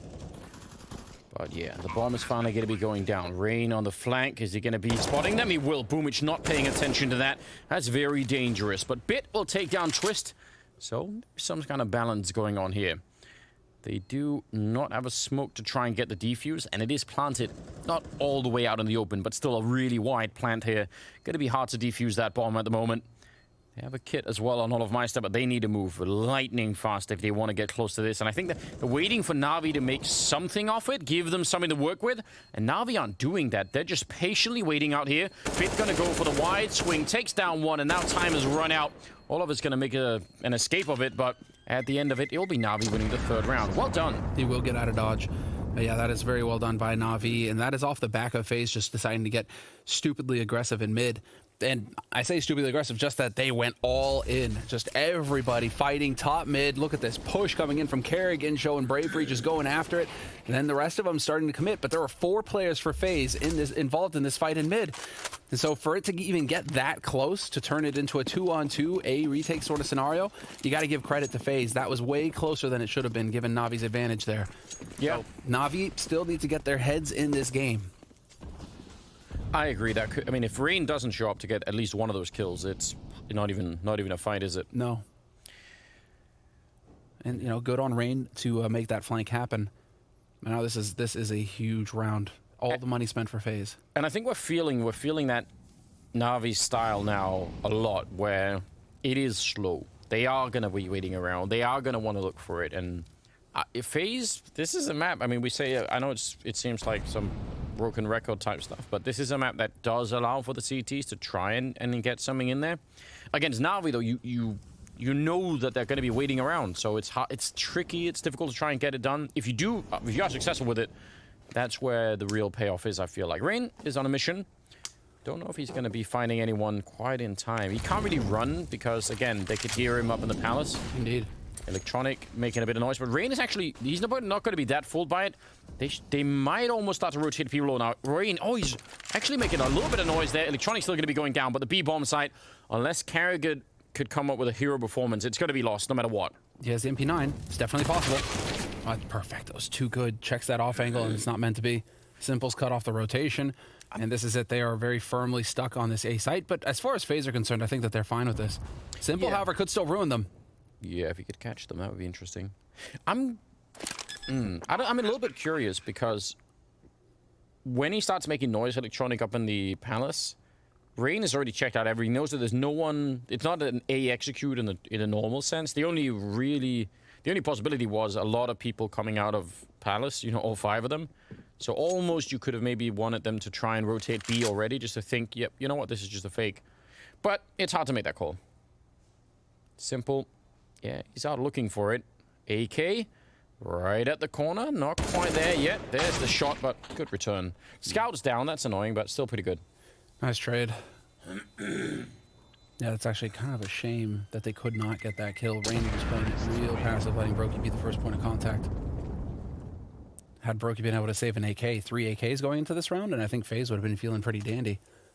Instead, now it's going to be the 2 rifles being saved, and Navi, man, they wasted no time getting into this half. Rain has got 8-1 as a scoreline. He's got an AK. Do you just throw him into the middle? Hell yeah. Launch him in there in this round? Put him in the fight. It could be fun. He is definitely... Again, I mean, dude, if this is what it took to get Rain back into his comfort spots, Olafmeister joining the roster, Cold Zero on the bench, I mean, Rain is perfectly capable of just owning everybody. It looked like he could have had that headshot, but not going to get it. And a little bit of a boost towards middle. Looking over towards Delpan. And again, Navi putting things on a bit of a break here. Grouping outside of the bomb site. And I don't really mind any of that. They know they have all of the advantage in this round, so just waiting around and making sure that FaZe feel really uncomfortable is just fine. They are going to be up against Rain, but you have to assume that he's going to get smoked off really heavily. Oh, that's not good timing at all.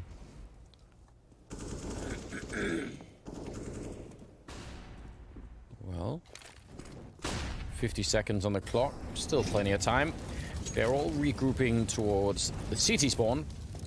Twist is there, listening. Bomb being finally put down. And very measured, very calculated move. Everything here from Navi. There's really no rushing them at the moment, which is nice. You want to see that. Simple with the spray, and they're just losing a lot of health. AK on 5 health in the corner. It is... yeah. There's no getting out of the ticket booth. There are no gaps to exploit in that round. That's so slick from Navi. Moving together as the group. Well, here's the replay of the boost. This is on short. So you're getting that spot, and then obviously ridiculous timing, isn't it? Just ready for it. Frustrating. But, You know, Na'Vi, in an anti-eco sort of situation, that's really nice to see. Just everybody grouped up together. It's a death ball killer unit. Everybody moving together, covering the bomb plant. And, I mean, there's never really a moment for FaZe Clan to catch somebody alone, off on their own. Change of pace coming in. Yeah, I like it. Boomich charging straight onto the site. Everyone is flashed. They still got the kill on him, but might have created enough space. Simple. Working that AK-47. He's already got 2 kills. And Rain, yeah, he wants to buy some time. Going to try and see if he can smoke it off before that Molotov gets him. Simple, he's just playing around that he knows that Rain is back there. Oh, he's so focused on this. He's got the right idea. And Simple, nice. Picks up another AK instead of reloading his current one. And Bit, well, he's going to get that kill. Could have maybe even been a chance for Simple. All of now 1 versus 3 for him. And then just going to try and see if they can flash him out of that. He's almost got the headshot angle. That would have maybe worked. He goes for it again. And it's Simple with a quad kill. Incredible focus on him. To be fair, Anders, Simple pretty much only plays Pugs. Yeah. What is the Pug map? Yeah, there's a lot of that going on. You're right. There's what is the Pug map? Mirage. He's on T side. He's playing against a team that hasn't quite gelled yet, that are going to have team aspects, but they're still going to be having quite a few individual plays. I mean, I fully expect Simple to just take over. This is him in his wheelhouse, in his element. Yeah, he looked really, really sharp inside of that bomb site. And Boomich created just enough space that he could get in and get that control on the map. So very well done. Electronic get the kill. Follow up on Twist as Boomich will drop him in the middle. A little bit awkward. Don't want to be giving away any AKs here. I don't know why Boomich is that much alone. Perfecto try to hold on to it. But they should group up and try and take Perfecto here. I don't really know why they're not just all focusing on that. There's a very, very good recovery from Na'Vi. Losing the first 2 rounds and then going on a 5-round win streak here. Yeah. This is them just really, and, you know, calling aggressive strategies as well. Bully tactics coming in. I mean, these are confidence-building rounds for Na'Vi where they're just running head-on into FaZe Clan and running right over their defense. And so Na'Vi, you can just see how Na'Vi's confidence is just going to go through the roof, and FaZe Clan are really going to be struggling with the morale right now. Yeah, and you throw in a round like the previous run where they run Boomich out on that bomb site. And it creates a bit of an issue for the CT side, because if you're slow every round, then they at least get to save their nades until under the minute mark. They can just hang out and wait and not have to spend too many. But if you do that every once in a while, they kind of still have to throw some early nades, just block off the ramp, and they have to respect that idea a little bit more. So it's really frustrating if they could do that every once in a while, at the very least, just to keep them a bit more honest. Double AWP. How many times has that been the go-to way to save a half? Yeah, this is where you start reaching, huh? Everyone except for Rain is kind of not in this map right now on the FaZe side. But again, this has kind of been the trend that we've seen. You know, well, to be fair, at least on Ancient, it started, you know, it was Kerrigan that started, but then everybody kind of caught up. Thus, too, was a lot of Rain. Just a lot of Rain getting in there. Nice aggression coming in here. Flash over the top. Sets it up for the peek from Twists. Na'Vi are on fire right now, and they are looking good. I don't rule them out of being able to turn this round into a success. Oh, definitely not. Simple is still alive. Creeping up on the ramp. That's some damage. Simple goes down. I cursed him right away. Brokey able to find the kill. 3 versus 5. And this is where you want to see some of that leadership on Kerrigan, being able to make sure that his team are not making any silly mistakes here. Because sometimes people will, especially when they've been losing a bit, and they're now in a 3-on-5 or 5-on-2, you think, oh, okay, let's go. And then you start losing players for no reason at all. So nice to see they're not really moving. They're doing a good job right now. Nicely done. Flawless round. Yeah, impeccable stuff from FaZe. That is the kind of round that they need to get back in here. Full buy, double op, the flash into mid setup works perfectly. This is what we're going to get here. Twist. That pop flash right over the top, and he gets the kill on Boomich. No way does oh, what a shot from Brokey. Yeah, that was well done. I don't know if you can count on that one every round, but that is definitely a much appreciated shot to be landing from Brokey there. 5-3 though. Na'Vi over the top right now on this T side, still in control, still plenty of money in the bank. Their rounds have been so dominant that I don't think Na'Vi should be getting too frustrated just yet.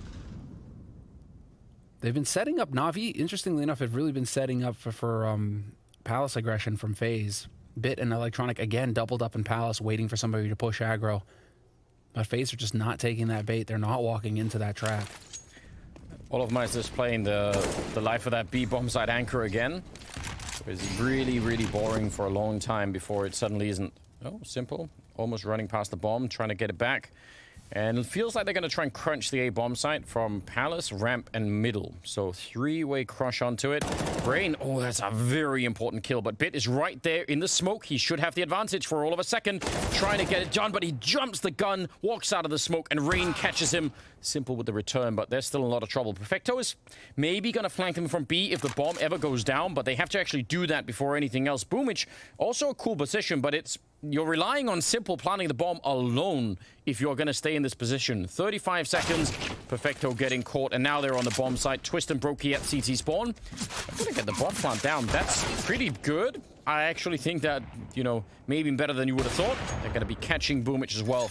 Not a flawless round, but a very important round for FaZe here. And I mean, well, I'll give it to FaZe. They knew where their vulnerabilities were. Never did they try to rotate through jungle. They knew that was open. They knew it was a possibility somebody could be there. Olofmeister was holding the murder hold the entire time when that push was happening, just waiting to see if somebody was going to be there, and he got rewarded with the kill on Boomich. So that's a confidence-building round there for FaZe because, again, they didn't leave any gap for Na'Vi to pull a fast one on him.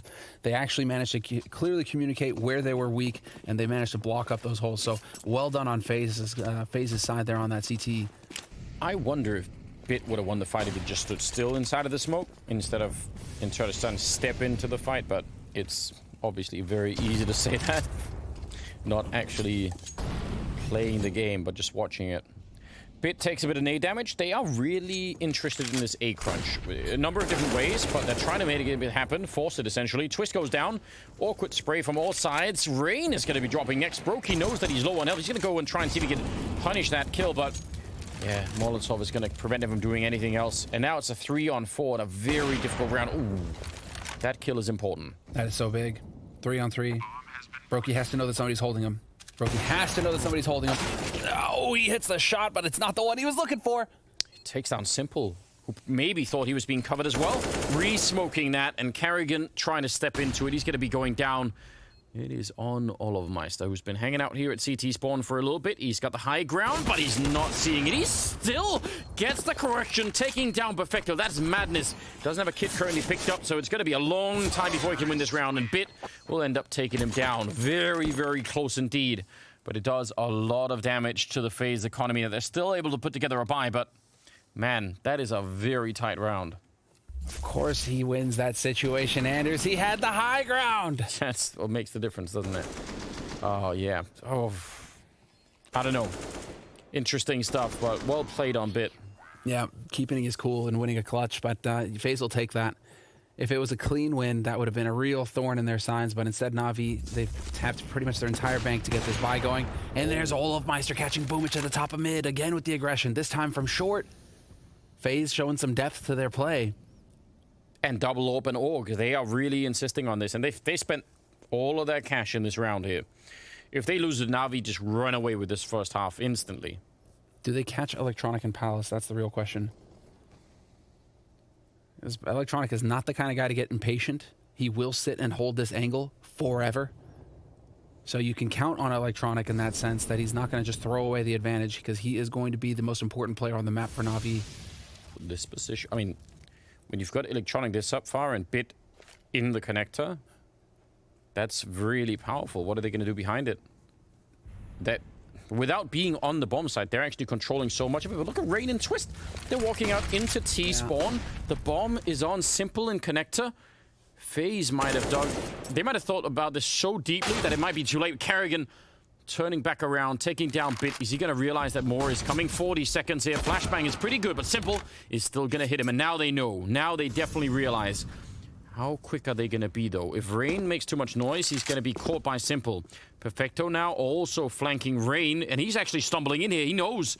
Rain, that's a little bit too wild for Perfecto. He's going to be going down. And now it's a 2-on-4. And this is looking good for FaZe right now. 20 seconds left. I don't know how Simple is going to get this bomb plant. He wants someone to peek him. He needs a mistake. He's finally going to go for it, but Is he going to be covered? There's Electronic going down, and now it's just Simple. They're everywhere. He gets 2 big kills. I mean, he's still so dangerous. But it will be the round for FaZe. It's still Simple after all. It's still Simple. I mean, I'm just sitting here thinking, what are the odds that the one time that bomb is dropped and, you know, you're thinking, okay, Electronic in the Palace, Simple should run to ramp, and then we should actually have, you know, a take on A, and he actually goes connector with Bit. And so that double push into ramp, that was beautiful to watch there from FaZe Clan. That double push into ramp doesn't actually just catch the bomb and T-spawn and end the round right there. There's still a chance for Na'Vi in it. Nicely done by Twist, keeping his cool. But this is I mean, this actually puts FaZe in a very interesting situation. Yeah. We're going to get the force buy. All Na'Vi out. too. Na'Vi are nuts. Let's go. Simple with the op. Had a good spawn to top mid. Flash is ineffective, and yet he is going to attempt the shot. I feel like Na'Vi have an ugly history of going for these kind of forces. I don't have fond memories of Na'Vi doing this. Do you reckon, I mean, because it's still early days, I guess, in the map, right? They're willing to risk it for a biscuit? Yep, and maybe that makes some kind of sense. I just feel like in the past I've seen Na'Vi end up in scenarios where suddenly they keep doing it, and they never really have all of the equipment. Right. I don't want to be too alarmist about it, but I've seen it in the past. Anyway, Rain and Twist with a double setup in Shadow. If this becomes a 4-man push to connector, that double Shadow position can actually be really bad. It can really backfire. Oh, Smoke goes really deep. I don't know if it's going to really fool anyone. Nade follow-up. Yeah, I think Twist and Rain, if they can't slow this down, they can actually die very fast. And Olaf won't be able... I mean, he's got flashbangs, but he can't really help them out. That's an important kill. 40 seconds. Now is the time to go, Na'Vi. You're running out of time now instead. Rain gets dropped. Twist is still back here, and they do check for it. He's got nowhere to hide. That's kind of the issue. Olaf Meister, even if he's here... Oh, showing up. Carrigan with the kill. 25 seconds. Is it going to be enough? Someone has to pick up the bomb. There's the jump past. 2 on 3. Oh, another kill. They can't get that bomb down. It's Brokey. Is he going to try and cover it? He's got it. It's still on that right-hand side. They line up for him. He gets the 1. 10 seconds. And finally, Boomich going to go for the bomb plant. But what a wild time. Deep Molotov to force him out to the wrong side. Brokey. Has he got him? Almost able to hit that one. He's low down himself. Alt versus Alt. The pistol will take care of it. It's a Tech 9 on Boomich. And they win the round. Oh, wow. 7-5. And again, Simple is the one, I think, to come up with the most brilliant kill out of the mix. We'll see if we get it here. That shot onto short was fantastic, but he catches Olafmeister here. And Olafmeister's actually the one to peek into that angle, which is truly something considering he's controlling that entire lane, not allowing for Na'Vi to get the bomb plant. But Simple hits the kill on Olafmeister. He eliminates that crossfire. You're never getting the bomb planted if Olafmeister stays alive in CT. Yeah, he really had that locked down from that position, but... Wow. And it's painful to watch because you could see it coming from the start where they have that double Shadow position. It can be good in a number of different ways, but when they've got that many people running out, there's not a lot of cover. And it would have maybe been different if, not that it is Olaf's fault, but if he had an M4 instead of an AWP, maybe he can try and swing to fight with them, but with the AWP, pretty tricky. Well then. B-bomb site's overrun. They only had pistols, so gonna be 8 rounds for Na'Vi. Really, really solid first half so far on the T side here. If I'm not mistaken, this is the first time they've gone B. Yeah, I think they've been like posing over there a couple of times. They've Perfecto in the hole, but they've never really gone for it, I think. Yeah. I think this is the first time that bomb is getting planted on the B side, unless I'm completely off on that. But in an anti-eco round, Na'Vi are like, fine, fair enough. We'll go ahead and get in the fight over there. But this is still, oh man, this is still so touch and go for FaZe. You don't want to eat 2 rounds of eco, but at the same time now you're going for a buy round and you have hardly any nades to speak of. Wait, they're going into the 14th round. 14th round, yeah. So, you know, you're running the risk of just going for the deagle force in the next round if you lose this. But they're going for 3 Galils. That's what I was wondering about, if they wanted to upgrade those to AKs. But I guess they have another round to play where they want the money, so fair enough. But it is a downgrade. Fully expecting Na'Vi to come back onto A early. Brokey posted up 4 players on the A site right now. Kerrigan just anchoring B, and he sees nobody. Not a peep, nothing. He's anchoring B with a molotov, with just a smoke. Not even an orb, not even covering that, no Molotovs or anything else. He's like, I really hope this smoke is going to slow them down if they show up. That's not a lot. Yeah, 17 on the clock, though. I mean, let's see. Does Twist actually manage to catch out Bit here? All right. Smoke right in front. He's got the right idea. A lot of damage. He should be dead. I don't know if there's a grenade to follow that up, but Twist, I don't know why he's still alive and he wins the fight against Bit. Oh, no. That's unbelievable. Do we get somebody rotated over towards B? It looks like it, though. Kerrigan, he's about to spot Perfecto. Yeah, there's the jump. Sees him. Still has his smoke. Smoke's going to go down at 44 seconds. That's going to force them back. Yeah, that's actually a really big problem. Now, Electronic is trying to sell something over here, and nope, they were not buying anything. But Simple is on the wrong side of that smoke, and Brokey peeks out. He can't unscope either. Oh, he's going to get the kill. Kerrigan waiting on the other side. Simple still going to get dropped. That's a very important kill. And Boomage is going to go down last. So very interesting. 6 rounds now on the side of FaZe. They can still get up to 7, and that would be really something. Money looking okay-ish for Na'Vi. Fascinating. Rain does not save the second AWP. Could have gone to save Brokey's off, and instead he just holds onto a rifle. So they go for it. Brokey, I mean, Kerrigan will take the hit. Trusting in the 4 rifles to just get full nades. They're fully equipped across the board pretty much. You know, Kerrigan's the only one who's lagging behind a little bit. But that has been a terrific awareness put on display by FaZe. And there's Brokey catching Boomage at top mid. It's almost like if they would have gone anyway here, Na'Vi. Not that they can know, but there's only 2 people at that A bomb site because they were lean towards B early on here. How long is that going to be true for? That smoke is obviously going to slow them down. Olofmeister starting to look into middle. Not quite, but over on Catwalk, he's in that area.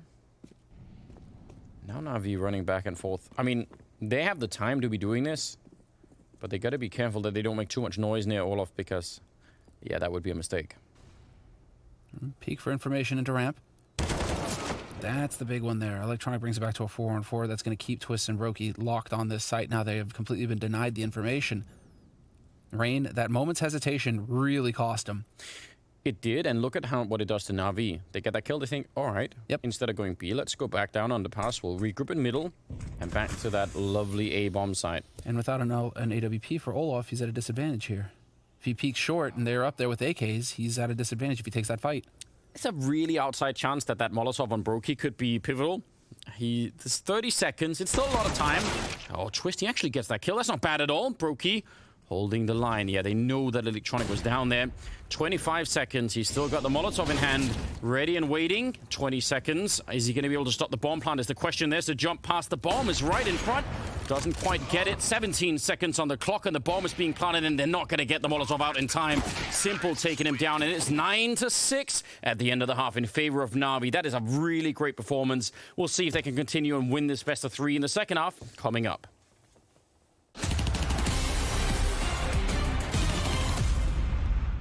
My first entrance was with a Neon Rider, and everyone was like, you are tracing. Because everybody was like fresh off those scandals. Funny thing is, the Neon Rider, I did it originally as an experiment to see how far I could push things. I remember the SteelSeries guys were like, you know, we'll just do like some little video thing. And we said, yeah, that's not enough.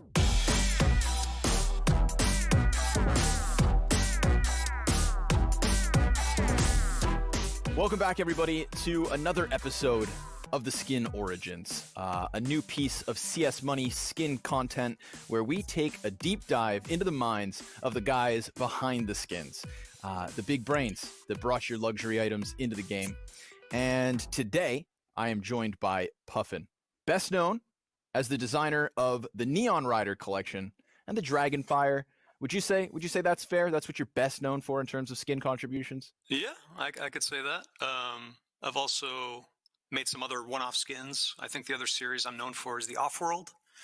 But in terms of covert tier, I'd say the Neon Riders become what I'm best known for. Right, those are your diamonds. So you said you've been making skins for quite some time. So yeah. I'm assuming that if you've been designing skins for this long, that you've been an artist or a creative person for even longer. Yeah. Was your move towards creating digital items in a popular, globally played FPS game a surprise to the people around you? Not really. I've been playing CS:GO since 1999, so since Beta 1. So since I was a kid. Yeah. Yeah. I just remember the first time playing it, me and my friends were in a LAN cafe, and we actually had no idea how to buy. I have this vivid memory. It's like, I don't get it. You're stuck with a Glock. This game sucks. And like 3 weeks later, everybody was playing it, and we'd all figured it out. And it's been like probably a 20-year journey towards this point.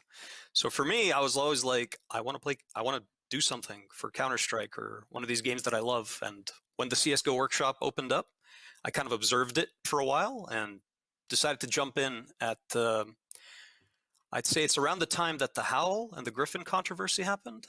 Yeah. So it was very memorable because my first entrance was with the hand-painted Neon Rider, and everyone was like, "You are tracing," because everybody was like fresh off those scandals. You know what I mean? So they just assumed anybody 100%. coming in with anything painted was like It's all under a microscope. Yeah, it was all everything was like.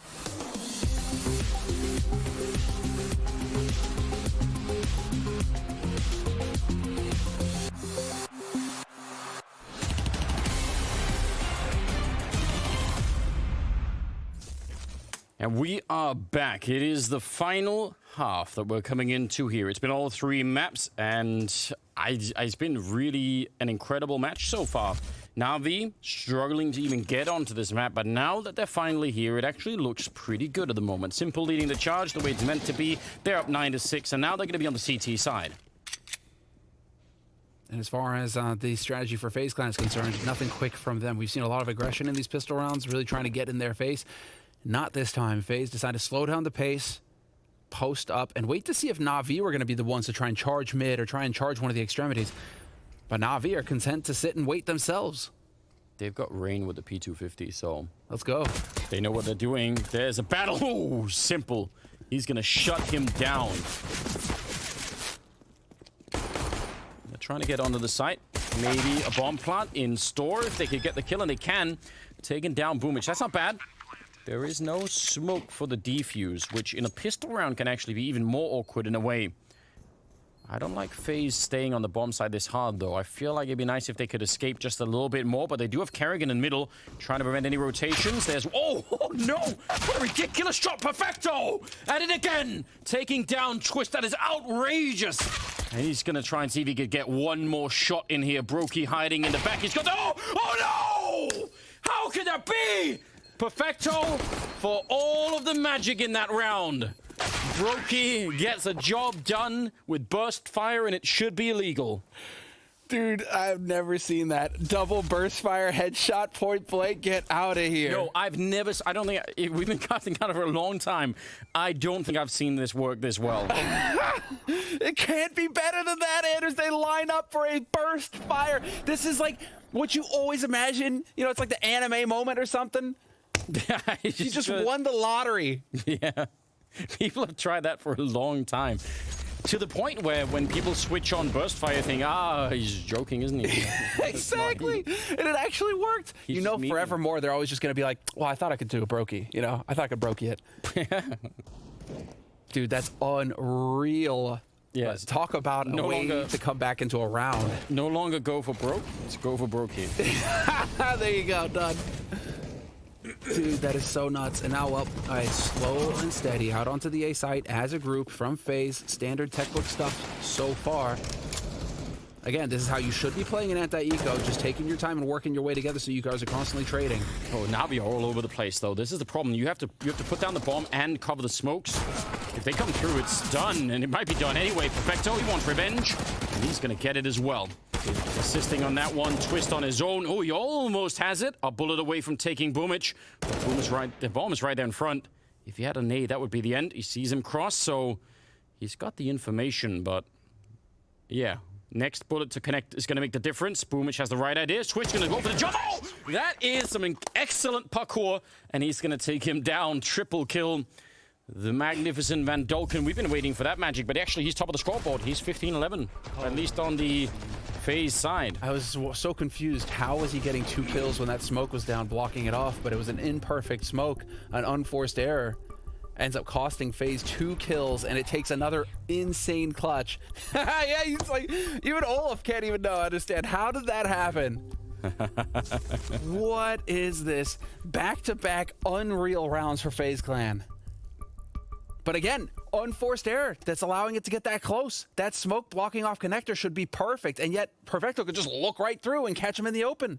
I think they had initially 2 of them, and one of them faded. And one of them faded? Yeah, and the problem, but that still is a problem because it means FaZe, when they had all of the coverage, they weren't really feeling secure about putting the bomb down, but waiting doesn't solve that problem, you know? A Mirage is it's a ruthless bomb site. Yeah. You can't, I mean, it's like A Ancient kind of same sort of deal where it's just so open, you're so at risk of planting that bomb. Oh. Bit and Simple doubling up in the ladder room, that could be fun. You know, they just try to make eye contact with you whenever they plant the bomb, Anders. You ever have that? Guy planting the bomb is trying to look at your eyes. Because they feel vulnerable. You know, it's like a dog when he pees. Same thing. I haven't reached that level of play, but it just sounds interesting. Every dog owner knows what I'm talking about. All right. Okay. There. Whoa. Whoa. Whoa. Whoa. Whoa. Boomich sacrificing himself to Brokey. All right. There we go. Well, Simple with the dig. Still in the mix. Yeah, he's getting that kill in the middle. It's a little bit far away from where the real action is. But if we are going to see some more Simple 1D, because I'm not going to complain. Could always get more of those. Brokey actually tied up with Twister, both of them at 15. Rain right behind them at 14. That is a nice trifecta. Keep that going, and this could work out. All right. It's so fun to watch Simple. It's like, yeah, I'll casually get this headshot real quick. Don't mind me. Not even... It's the ones where it's not the 1D, but the follow-up shot where it's like, but how? Exactly. But how does that work? Yeah, well... Oh, tied up. Fine. He gets a Galil out of that as well. That can drop over to Perfecto, and then you get the real full buy coming in from Perfecto. That's going to be slick. See if Simple wants to AWP on this map. He has the money for it. To be almost a bit shocking if he didn't. Is he going to force Perfecto to buy? Really? They're going to keep... Really? They no AWP. Yeah. That's I think the sort of just the map. That effect it has that effect on a lot of people. Fascinating. I mean, it is Simple we're talking about, but fine, fair enough. 9-9. Rain. I don't know if he can create an opening down here. If he finds a kill, that B bomb site could be a go in a second. So let's just see. Perfecto's out here, and they don't have that many nades to hold on to it with either. Rain started to be pushed back a little bit into the underpass.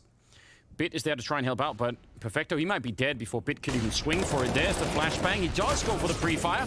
That's actually pretty good, but Bit coming back into it. Still going to go down. It's Brokey with a double entry. Flashbangs being thrown by Carrigan in the back, and do they want to go for this, Navi? I don't know if this is a good idea. I don't think you do if you're Navi at this point. And Simple hanging around here. He's only hanging around here because he has the Galil. Yeah. And so he's like, and he's got money for his op in the next round if he wants it. So that's why he's like pushing it just a little bit. But if he can back off, I mean, this would be way better if he just backs off so he can drop that Galil for a teammate in the next round. Could even drop another gun for another teammate in the next round as well. So, because Navi are going to start making some money. They're on max loss bonus. I mean, this is where keeping the Galil and not buying the AWP suddenly could be really important, right? Because... You're exactly right, Anders. Yeah. This is the... Let's say the ideal situation, the ideal scenario for what has happened here. Because now you can see he gets to back off. I would love it more than anything if now he buys an AWP and just says, you guys can just go away, and yeah, he will. Yep. I guess it's fine. They can still make it work. Drops the Galil. It just means that they'll be a little bit light. Yeah, it's going to be fine. They have the money. It's all good. I thought it'd be even funnier if he just only could buy the AWP and just no one else could get, you know, it's like 2 people are without rifles, and Simple's like, yeah, but I need this. Here we go. 20th round. Only a 1-round lead for FaZe. That is not that much to work with. They need to keep the pressure on here. Nice nade. That's a clincher. It is still pretty impressive to me that Navi are feeling confident enough that they're not getting kits, despite the fact that they have plenty of money. They're still saving money for the next round. So as insurance, just in case things go south, they'll be able to keep buying rifles. They'll be able to keep putting pressure on FaZe, but they're not confident enough to just outright buy and win. Is it confidence or hubris? Yeah, Didn't the one or Greeks the other. write about this? I mean, not about the fuse kits, obviously. But. Boomich, this is sneaky stuff here. But potentially also dangerous. You know, if they swing and Simple misses the shot or is just flashed, I mean, he's dead. He's This is trusting. faith and Simple, yeah. Yeah, he's got to trust it. And let's see the timing here. It's going to be, a potential run boost set up over. Boomich, he is forced back. So at least not shot in the back. Under a minute now. Excellent discipline from Olofmeister, though. Waiting for that flash to come through. Yeah. Could have very well died to Boomich, but instead, it's still a 5-on-5. He knows where that line in the sand is. Like, you know, in his sleep, you could wake him up and be like, that's the place where I have to stop right there. Okay, 35 seconds. Bit and Electronic are kind of alone, and this shutdown here on the is really important now. There's going to be a bit of a return, but they can't help out that bomb side. Bit has got to go really big on this one, and he will with the Galil taking a kill. He's going to get immediately traded, but this is still a problem. 19 seconds. The bomb is not quite making its way there. Electronic with the kill, but I don't know why FaZe didn't double down on this. Now they're running out of time, and I don't think they can win the round anymore. 10 seconds. There's nothing Brokey could do. That's very confusing. They definitely had the chance. What was going on there? Olofmeister charging CT, but not even taking a shot. Just the weirdest thing here. Perfecto with the perfect timing that manages to catch Rain out. And with Simple on the side as well, it's almost as if Kerrigan realized, but I mean, what was going on with Olof? Yeah, he just jump peeked. So they were expecting Simple back there. Probably, yeah. Never expecting to have Simple on B site. They were expecting Simple to be around somewhere on A with that AWP. And so FaZe just caught out completely and just one step after another. Didn't work. Really very interesting. Shot from Electronic.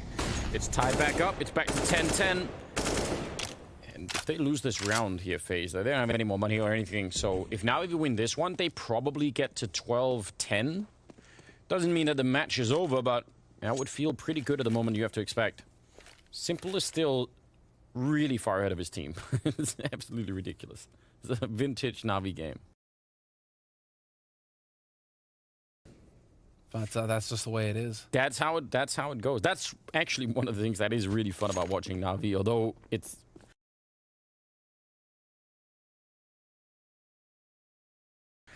hard to know if it is sustainable long term, you know. Not clear that you can win whole tournaments doing this.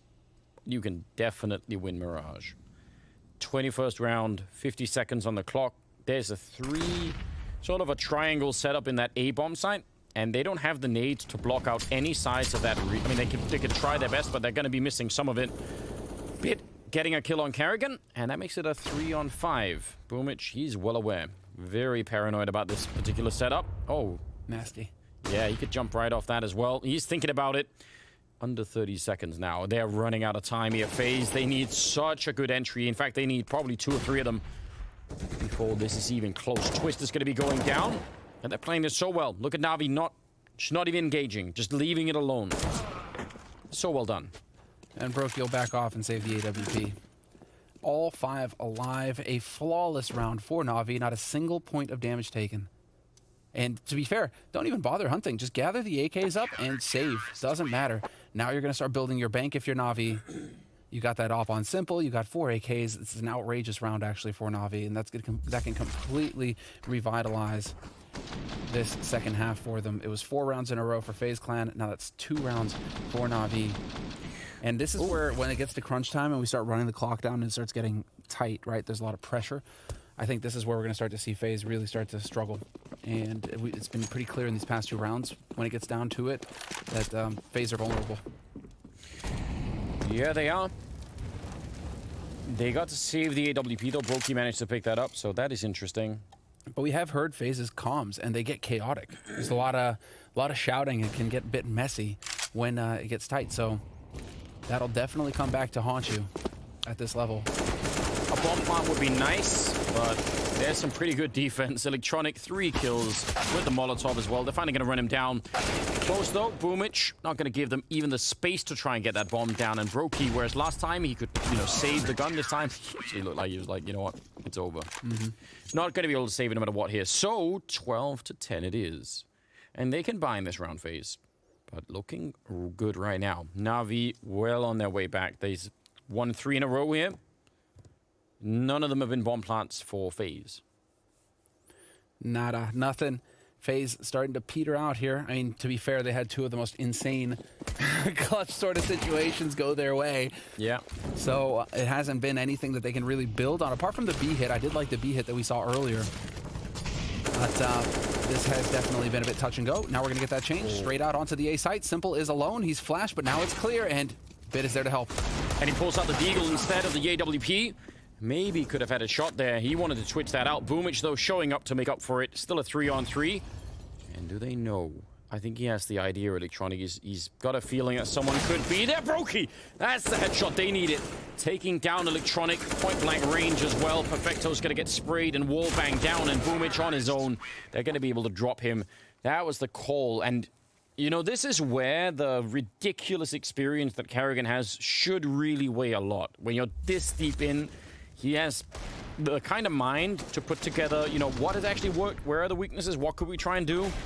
You need a couple of rounds like these. What even is that shot from Brokey, though? Wild, isn't it? So nuts what he's capable of. And Brokey definitely stepping up here. He's got 19 kills for FaZe Clan. Yeah, doing a good job. 24th round, though. And Navi, I mean, not that poor. They had, you know, they won that last round flawlessly, so they're gonna have a bit of a bank to work with. Yeah, both of his Deagle kills happen in that round. It's been a lot of just Rain taking point in these in this series. Rain taking point on this map in particular, creating the room. He had a real strong, hot start to the map. Kind of cooled down, but still, you know, doing his job clearly as he continues to take duels and try to create opportunities for the team. This is it, full buy on both sides. Rain was definitely expecting some aggression mid. Playing super passively here, FaZe at the top of mid, not wanting to give anything away for free. They are really sure that Navi are going to be eventually going aggressive, either in the A palace or middle, or even pushing into those B hallways. They expect it, and they're not getting it. And it's I mean, it's fine to make this call early on in the round. You can spend 20 seconds saying, let's just see. Okay, that didn't happen. Well, then now what? Now what is the follow-up plan to not getting, you know, just a free kill like that?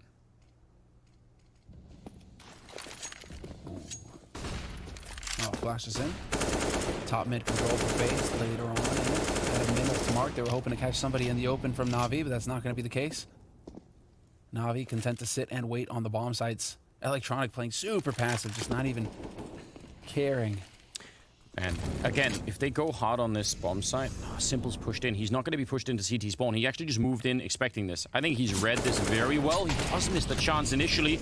Electronic, did he get anything here? He's going to go down. This is a problem. Boomich is also very exposed up by Tetris, and he's going to be dropped as well. Simple overrun the entire team here, and I can't believe that worked out. So I actually think Simple saw that whole thing coming, because the initial weakness in that A defense was that that Electronic was deep in window and towards jungle, and Simple was in CT spawn, and that meant Boomich was essentially alone if the other guys got smoked out.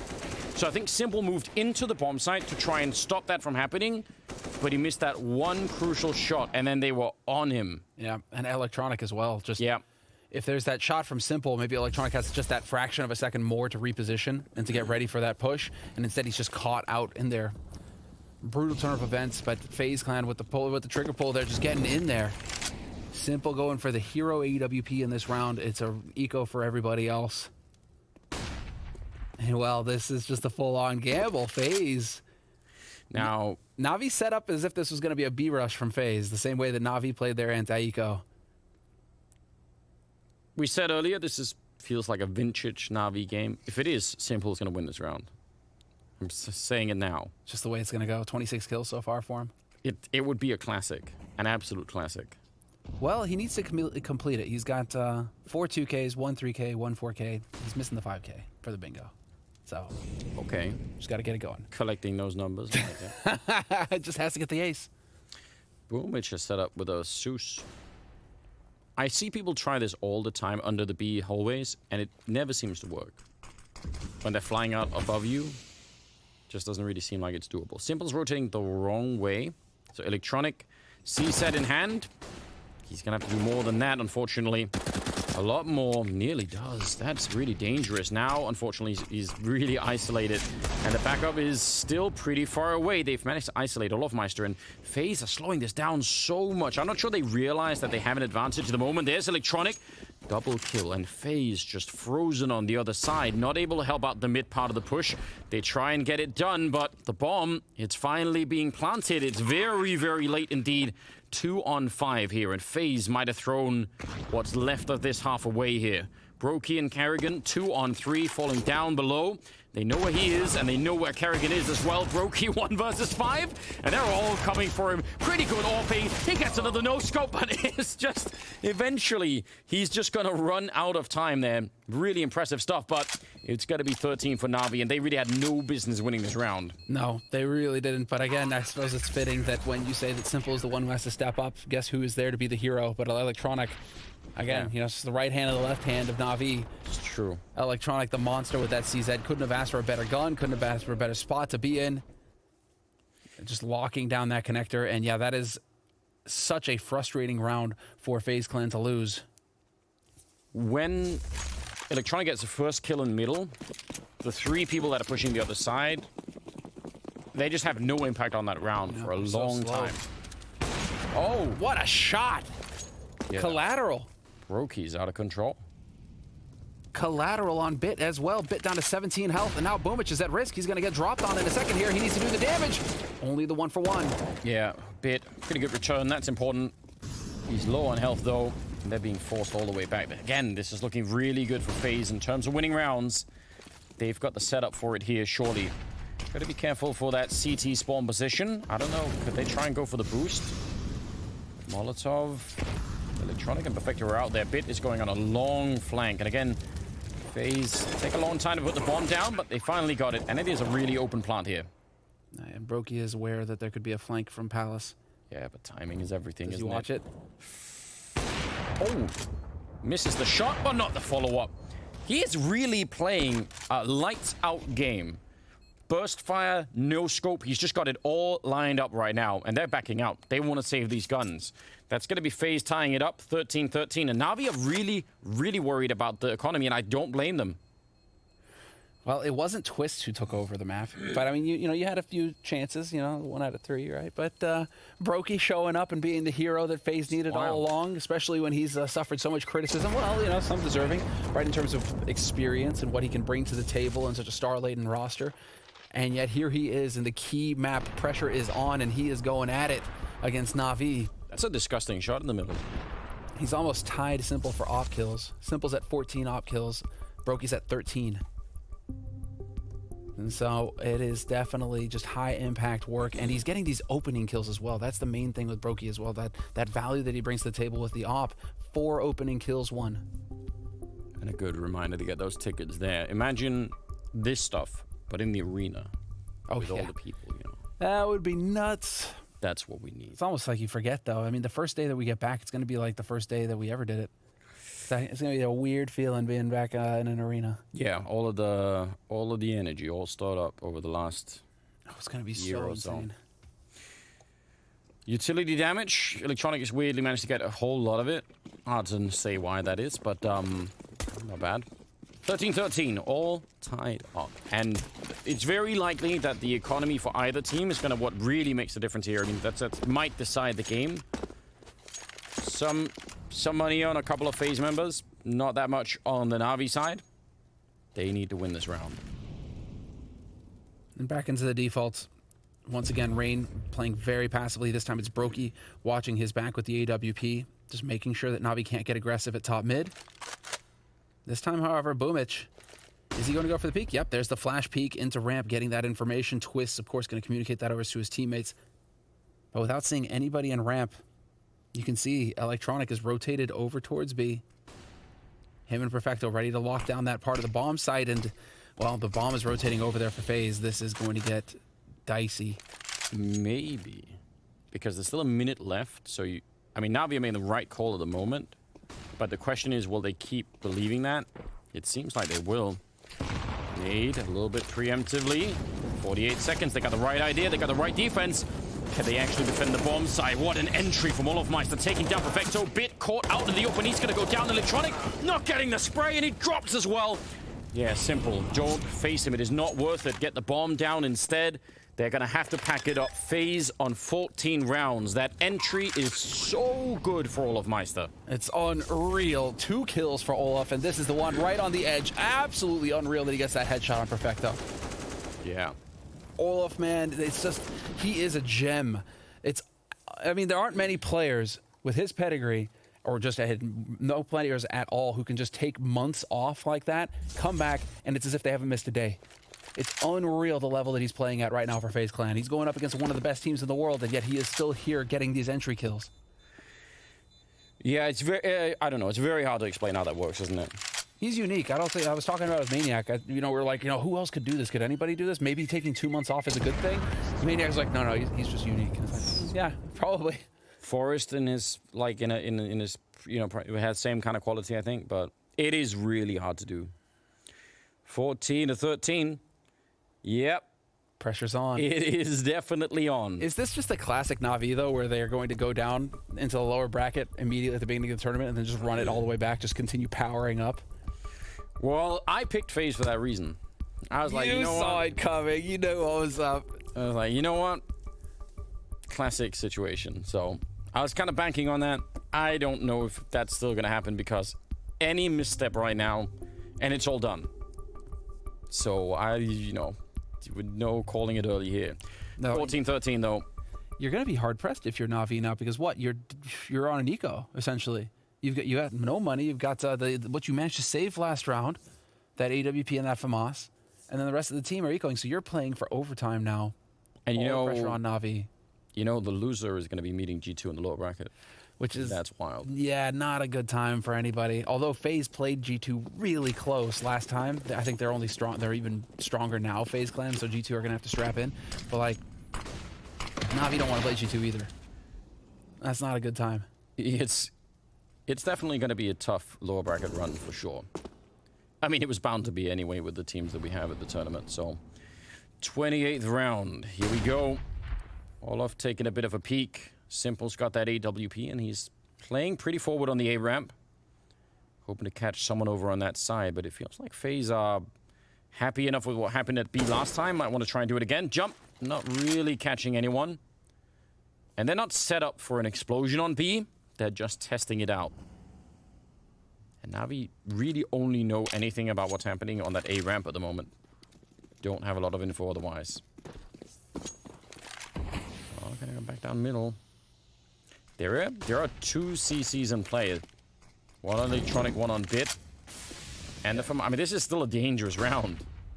I mean, the question is whether or not you want to just rinse and repeat. But this time, there's no setup for A, right? They're not a ramp.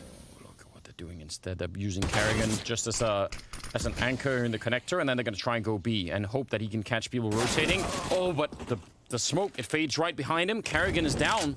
Now it's a 5-on-3, and yeah, they're going to have to go, but this is a little bit tough. Electronic takes some damage. Brokey nearly dead on arrival. Olofmeister's going to go down, and this is just a shutdown.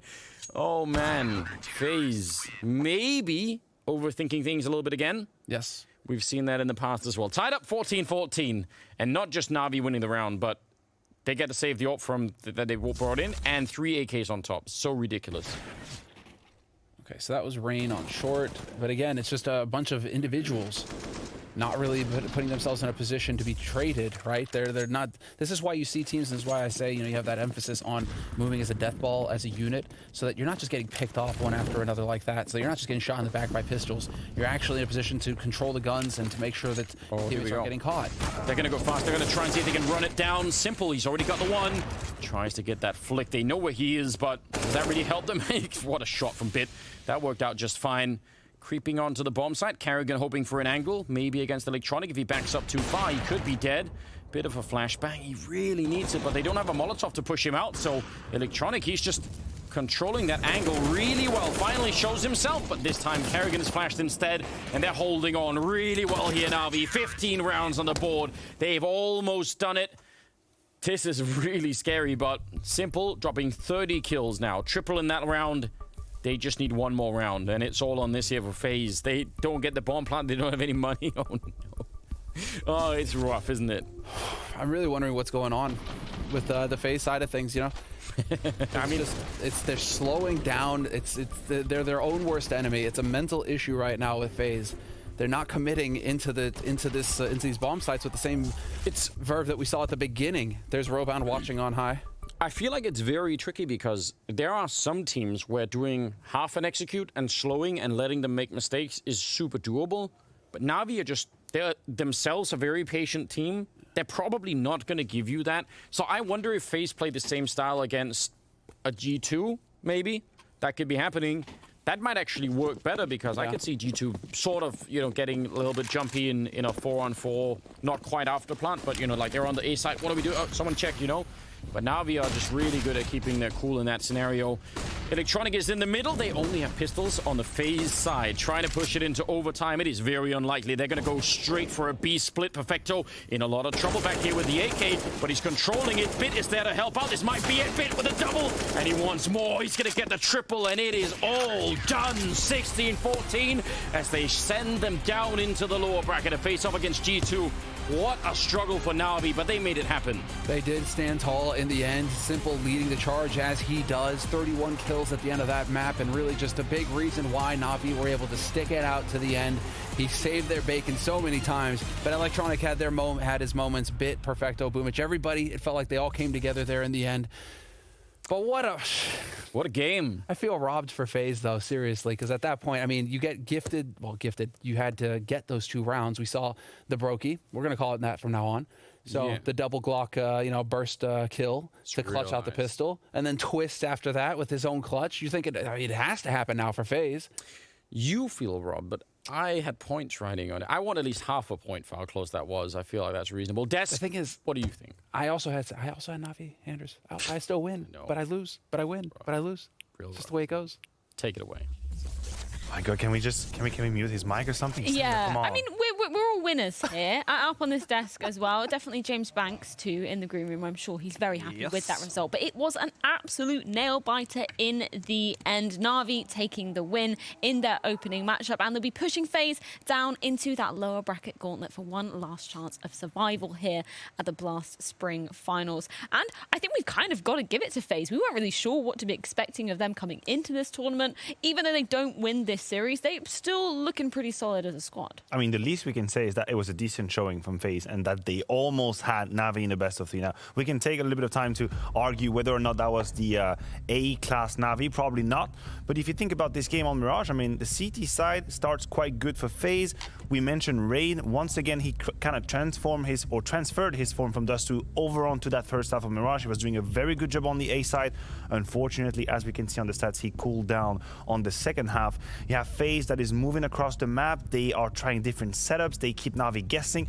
I think this was a very high-level game. It was a bit messy, but it was high-level. Yeah, it was high-level indeed. And somebody else that you were pointing out coming into this, Pimp, I mean, it's always easy to say we need Simple to be showing up, but he really did, just comparing it to the first 2 maps of this series especially as well. I mean, he showed up, sure, and he was a big part of why Navi won this game, but it wasn't the classic Simple. It wasn't Simple taking over the server and winning countless of rounds on the back of his performance. I think it was a team performance coming out of Navi. I think Simple, if you would ask him right now, he would probably agree that he and his team struggled a little bit, and he wasn't the guy bailing them out time and time again as we normally see. It was actually Navi as a team withstanding the pressure, I would say, that FaZe put on him. So I'm going to say it again. I said it after map number 2 as well on Dust 2. I don't think Navi played a good game of Counter-Strike, but I think they played a decent game of Counter-Strike, yet they still were able to win and withstand the pressure FaZe put on him, which in itself is a sign of class.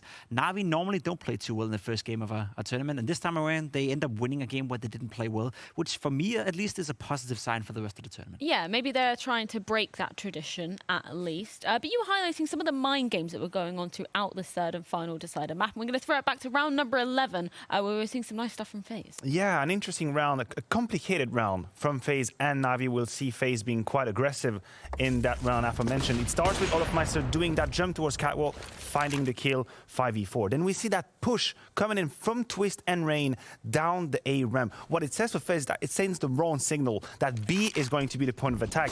And as Kerrigan finds that kill, FaZe only realized, hold on a second, no, they went through mid, they went through apps, and this is where I like the game sense. Rain knowing that Perfecto is going to come Ram, twist, rolled his way back towards T-spawn, and FaZe were able to stabilize a situation that could have gone really out of hands. That's what I'm talking about when I say high-level game, because you have pushes, you have fakes, you have rotations, you have second thoughts. I really liked it. It's also a high-pressure game, right? There's so much communication going on. There's so much stress on the server in this instance, and I want to compliment FaZe as well for putting up a good fight here, because I think they agree with you. Na'Vi, they may not have played the best brand of Counter-Strike, but FaZe Clan, they pushed them all the way to the limit, and it was very, very close that we could be standing right here talking about FaZe Clan winning against Na'Vi, which would have been a big surprise, all things considered. Yeah, and continuing on for some good looks that we saw from FaZe coming over onto the T side as well. There was a really nice A split that you were picking up on here. Oh yeah, that one I think you can probably clip it and just, present it as the perfect A split coming out of FaZe Clan. This time is going through mid with the main force in that connected area. Olaf is towards A ramp.